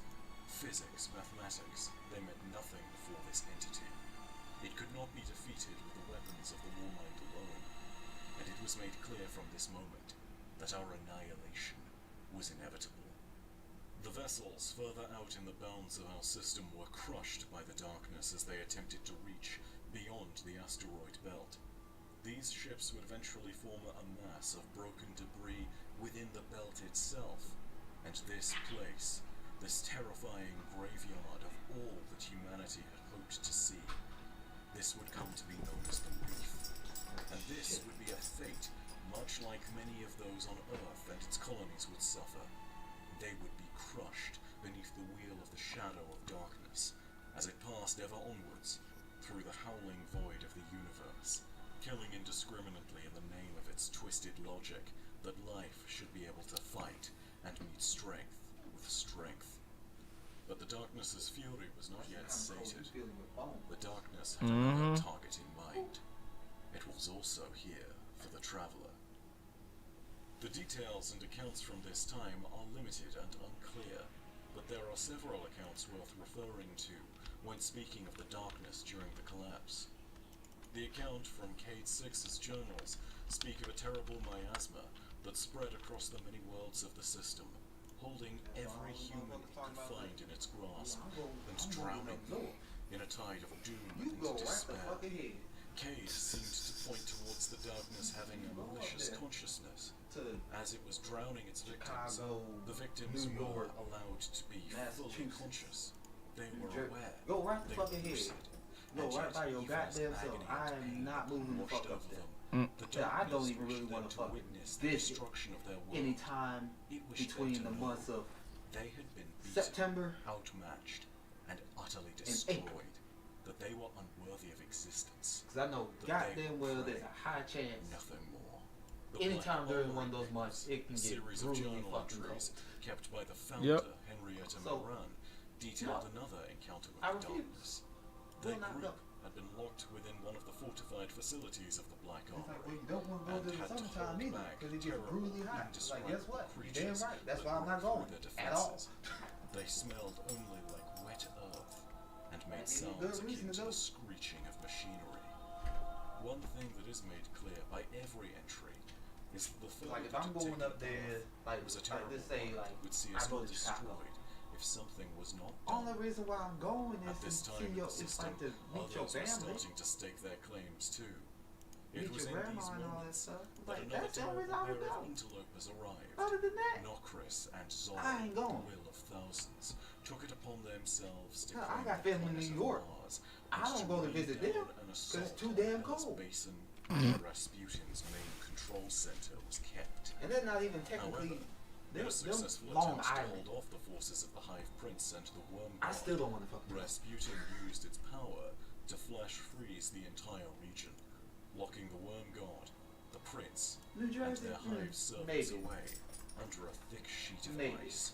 If you're on the In border, turn, Rasputin too would also experience a period of dormancy. Maine We would hear nothing from I'll go Rasputin's to Maine. true centralized during the summertime, network for it's beautiful centuries, in Maine. as only fragments of During him the remained within the various But get the fuck out wars that before were still September comes, active because across Earth and its many territories. like I said, What happened that next snow can come is an at event any given clouded fucking in time. mystery Right. and uncertainty.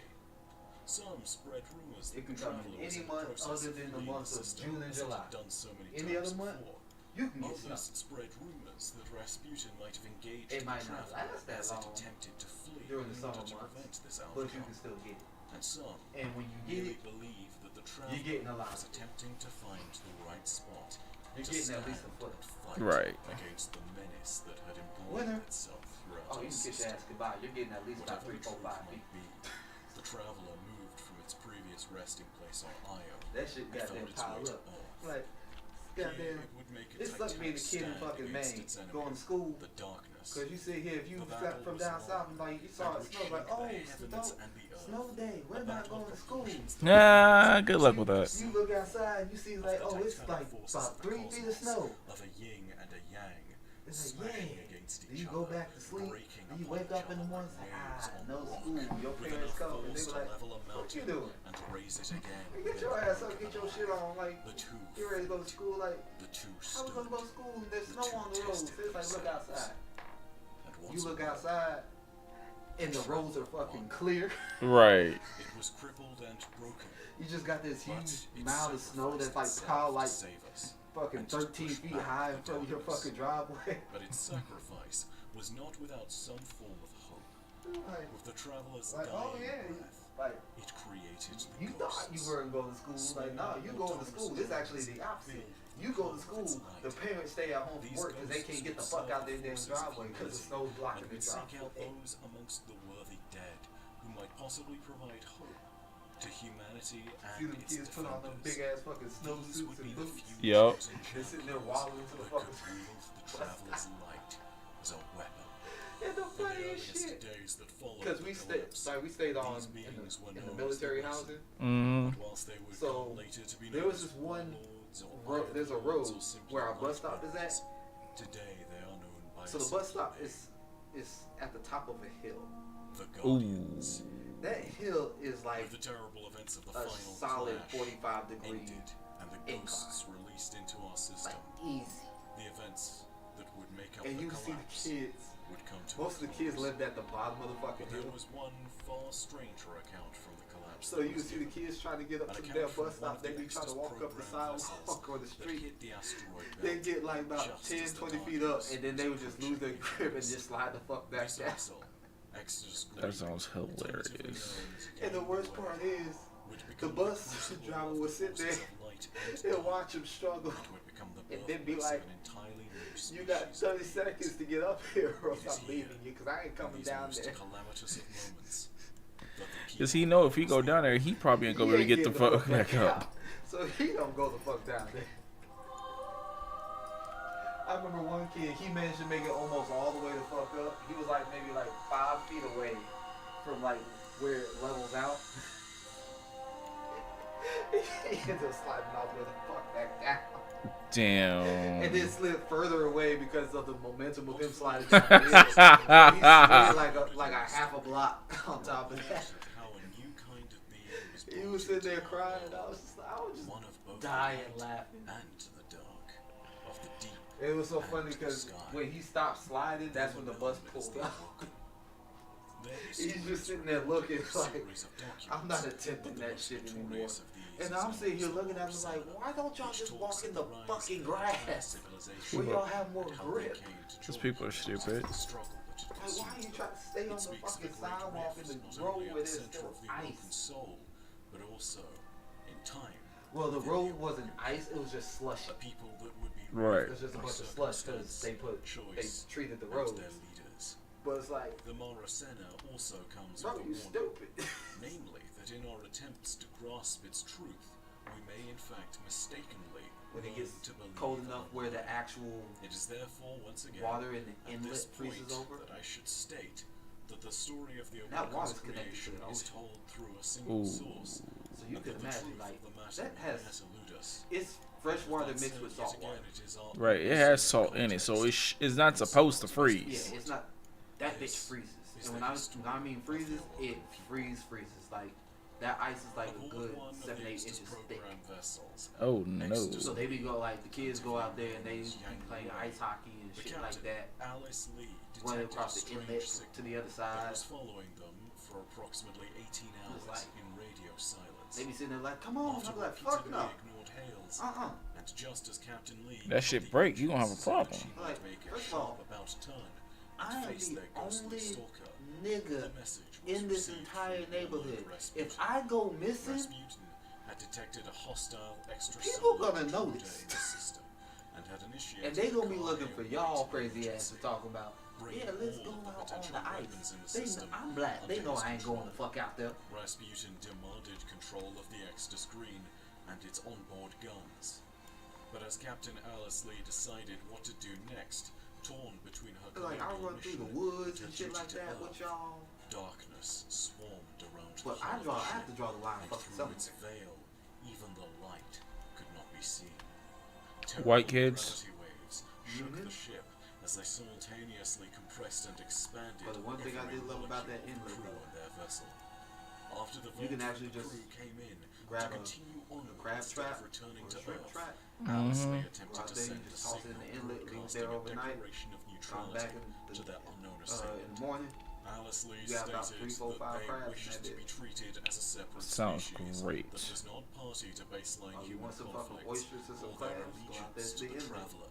Grab a She couple of them, prayed tire go that out. this would be enough to make a difference against such an Only thing we indifferent we darkness. didn't have in the inlet was It was at lobster. this moment that two members of the crew were out on the hull.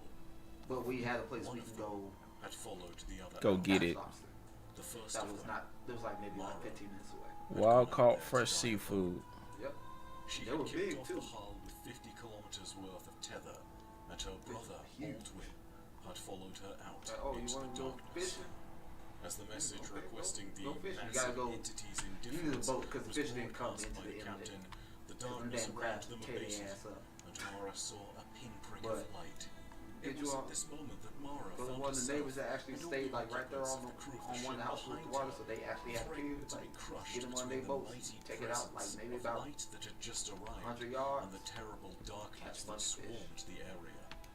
The colossal forces of light and dark that clashed here smashed into one another yet again, filling One the thing about space with Maine, so boy, if much you didn't power like and seafood, energy that the you were in the universe wrong itself goddamn state. struggled Right. to maintain what bounds of law that it could.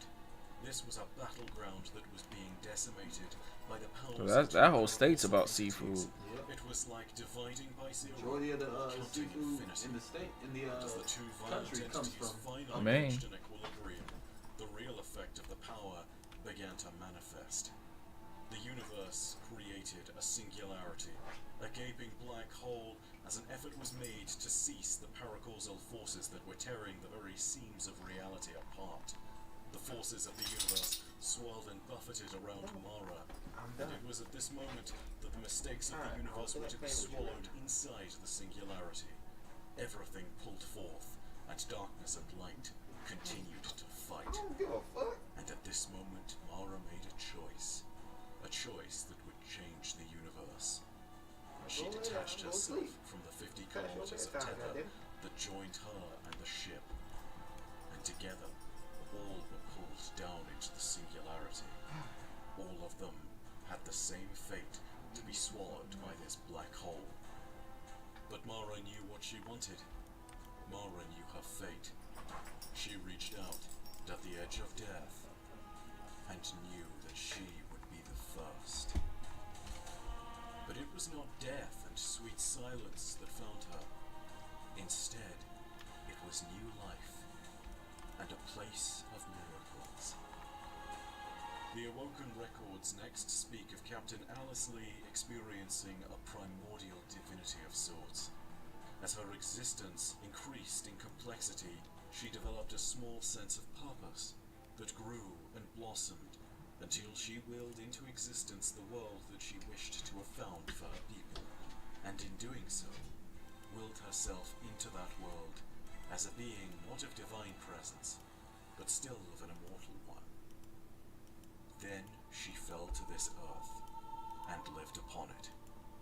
She believed herself to be the first among the new peoples, and perhaps the only one.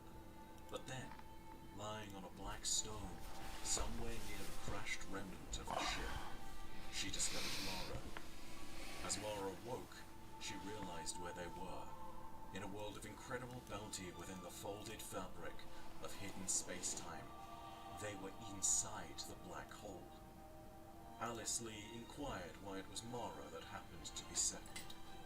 Mara stated that she didn't know. The first lie to be told upon this new world. But Alice Lee believed her. and so they went on to rouse their new people into this new world. And so it was that the crew was roused, and out of the original 40,900 crew members of Yang the Wei, 40,891 awoke, with 9 being unaccounted for. A council was called, and it led the new people to declare certain principles and verdicts. They called themselves the Awoken, and they were immortal. They called their new world within the singularity the Distributory, and they believed that they should never return from where they had been. They created a group of specialists called the UTEX to care for the technology of the ship from which they had emerged, and decreed that under careful supervision they would reproduce with wombs of flesh and machine, given that any they added to their number would be immortal too. The population of the new awoken people was greatly imbalanced, with 3 times more women than there were men, and as a result, until more men were born, they were placed under the protection of the women. Above all, some of the most important verdicts created at this council were the 6th, 7th, and 8th, stating respectively that the Awoken should know and love the cosmos, that the Awoken were created from a covenant of light and dark, but that the covenant was complete and no further debt should be paid, and finally, that the Awoken were whole in themselves, existing in balance. It was also at this meeting that a final 9th verdict was declared, which was that unanimously the people would recognize Alice Lee as their queen. And so the Awoken went out and explored their new world, charting its seas, forests, and stars. This was a great time of creation and pioneering for the new people, and whilst Alice Lee declared as her first rule that there would be no secrets amongst the Awoken, even here, in this place of new paradise and prosperity, conflict would brew. The Awoken spread across the face of the Distributory, and took on as many diverse lifestyles as one could imagine, from intrepid hunters to great seafarers to sage scholars. But amongst those people, differences of opinion would dwell, and some would come to doubt their purpose on this world. Some dwelt within the cities and preached the doctrine that revered the 7th verdict, that the Awoken were made from the completed covenant of light and dark, and that their debt was completely paid. They believed wholeheartedly that their place within the universe carried no responsibilities, and there would be no repercussions for their action. But those who dwelt within the country, as many Awoken did, were of the Ecolist belief, who did not believe in the 7th verdict, and saw that the clash of titanic forces that birthed them was still going on.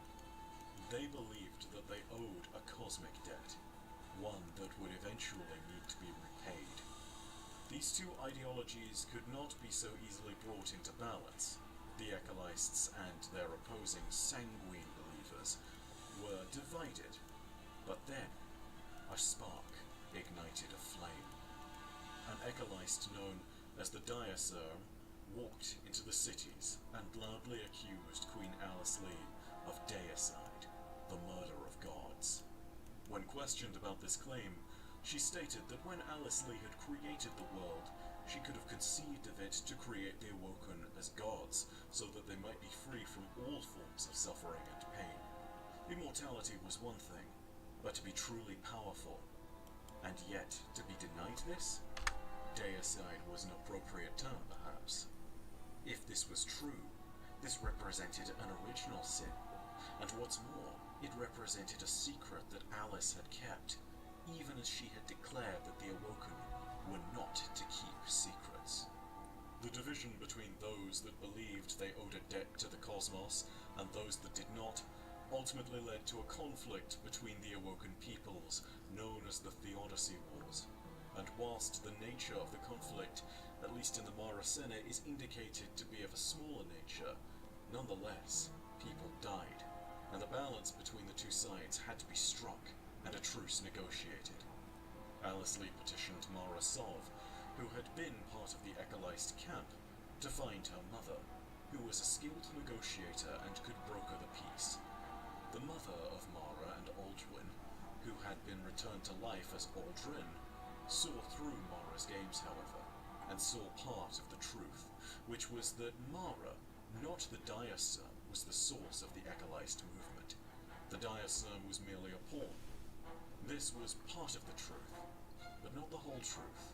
A truth that was known only to Mara for a great deal of time. The monarchy of the Awoken would in time wane in power, and a new group of scholars would come to be the most influential body of rulers. They were known as the Gensum Scribes, some of whom still persist in the Warlock orders of today.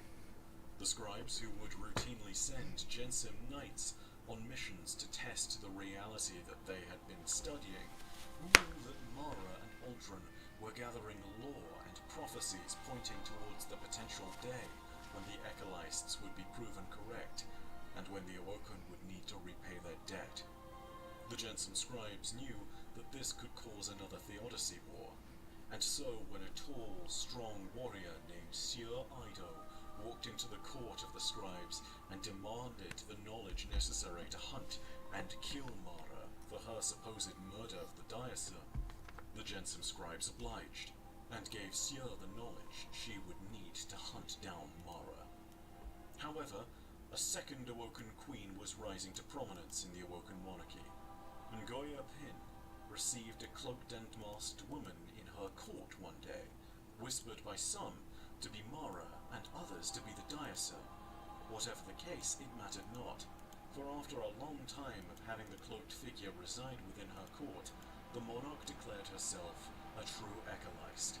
She bound the ambition and knowledge of the Gensum Scribes to the Ekalists' preferred task, and so the scribes set about on the course of attempting to understand if the Awoken owed the cosmos a debt or not. The royal palace was turned into a center of learning and a feast of ideas that radically advanced the Ekalist cause. Into this feast strode Sieur Ido, her cloak and longbow at her side. She was looking for the hooded figure. She believed that hooded figure to be Mara, and so she followed her to a laboratory, deducing that this would now be the time to draw her weapon. However, as she was about to kill Mara, she saw her face and was bewitched by her beauty and her grace, and this quelled Sieur's desire to see vengeance for the Diasurm that she believed Mara had defeated and killed. She threw the weapon between them and told Mara that she could not bring herself to kill, but that the debt of her battle needed to be paid. She would fight Mara to the agony or die trying, and so Mara called upon Uldren, her brother, who would battle upon her behalf. Uldren suggested not one but 3 duels, with blade, rifle, and 5th generation air superiority fighter. These duels and the prospect of Mara's murder troubled the Gensum Scribes, as they did not want to appear to have invited murder upon the one who had extensively informed the beliefs of the Queen. It would be like killing her priest or her closest confidant. They retreated from the Ekalist mission and from the Queen's court, and as the scribes fled the palace in droves, many key contractors in the mission to understand if the Ekalists were correct or not sensed hesitation and withdrew their support too. To this, Queen Ngoya Pin denounced the scribes and called them faithless and selfish, which only further deepened the tensions between the Sanguine, who believed that the Covenant was complete, and the Ekalists, who were even more doubtful than ever of the Seventh Verdict. The political tension continued to deepen as Uldren and Sieur held their duels. The first duel was held with knives and pitted Sieur's simpler, strong jabs against Uldren's whirling theatre of the blade.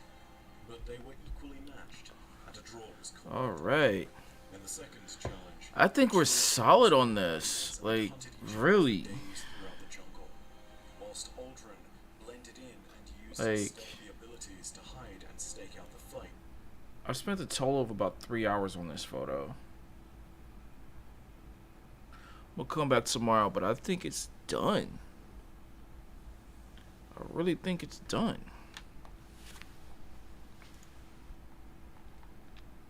Group all this together. Yeah, as well. From this This was the original photo to that.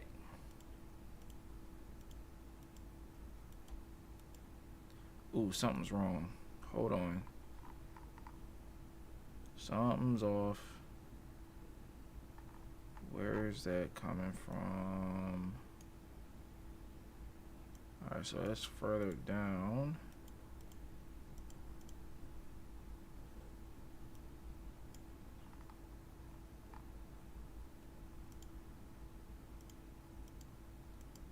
Where is that in the base photo?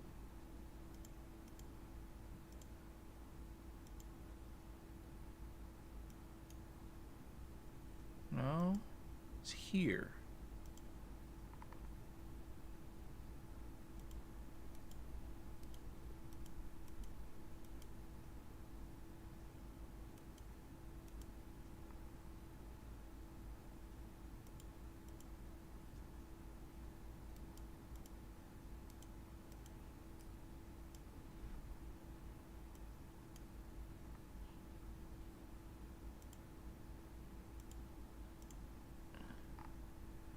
Oh jeez, it came from all the way down here.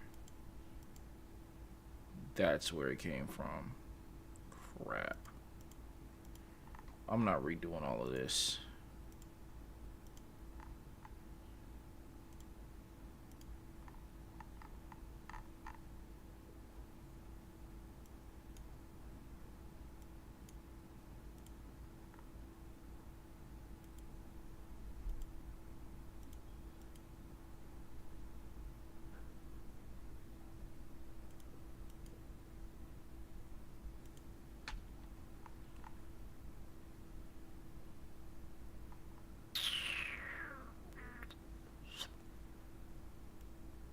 That bit of ghosting right there.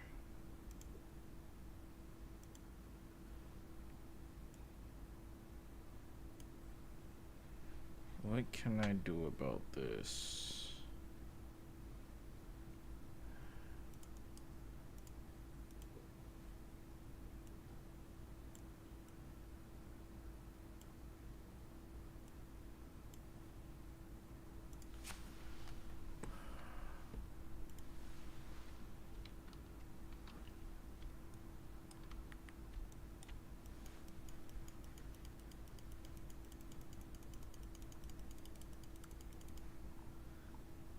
Cause it's color too.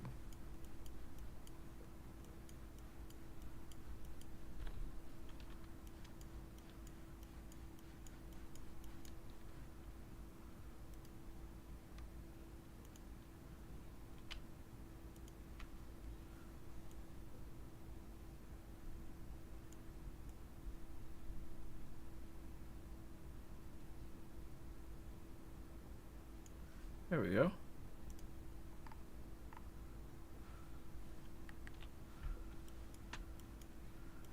Paint that back in.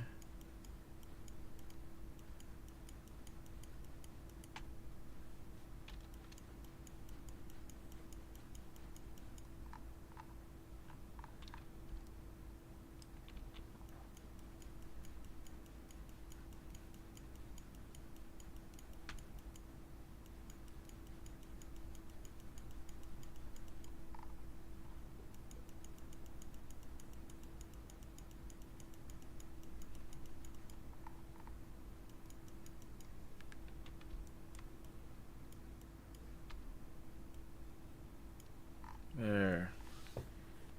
Okay. That looks good. It looks good.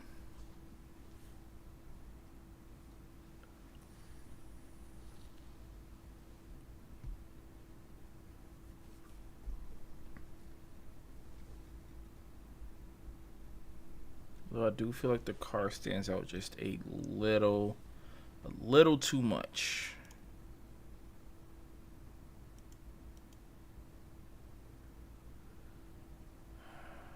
So we're gonna go to the brightness. Just the hair.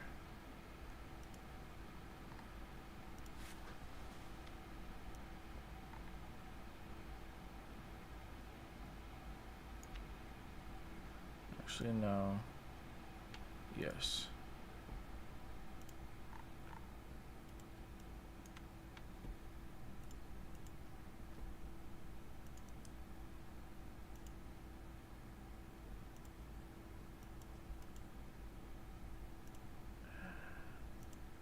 Too much. Right in the middle should do it. Yeah. It's a little bit better.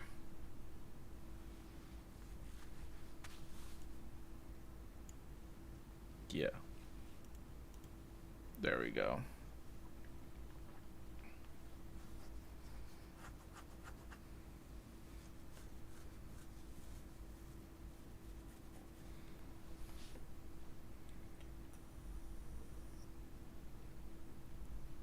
Sometimes I really hate shooting black cars, though. They're just a freaking mirror, man.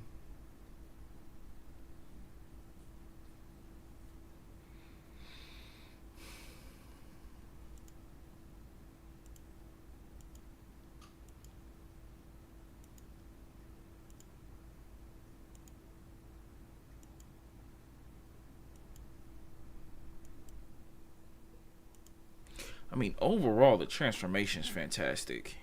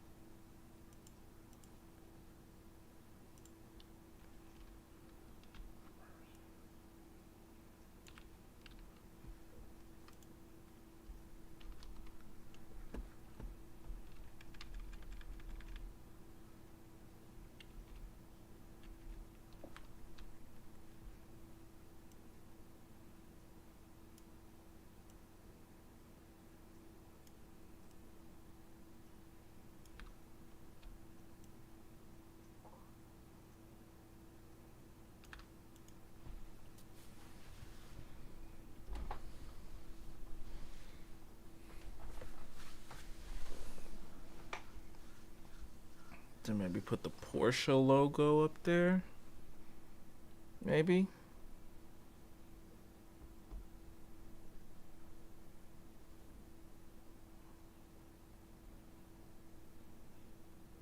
If it was more centered, if it was more focused on the car, that would work.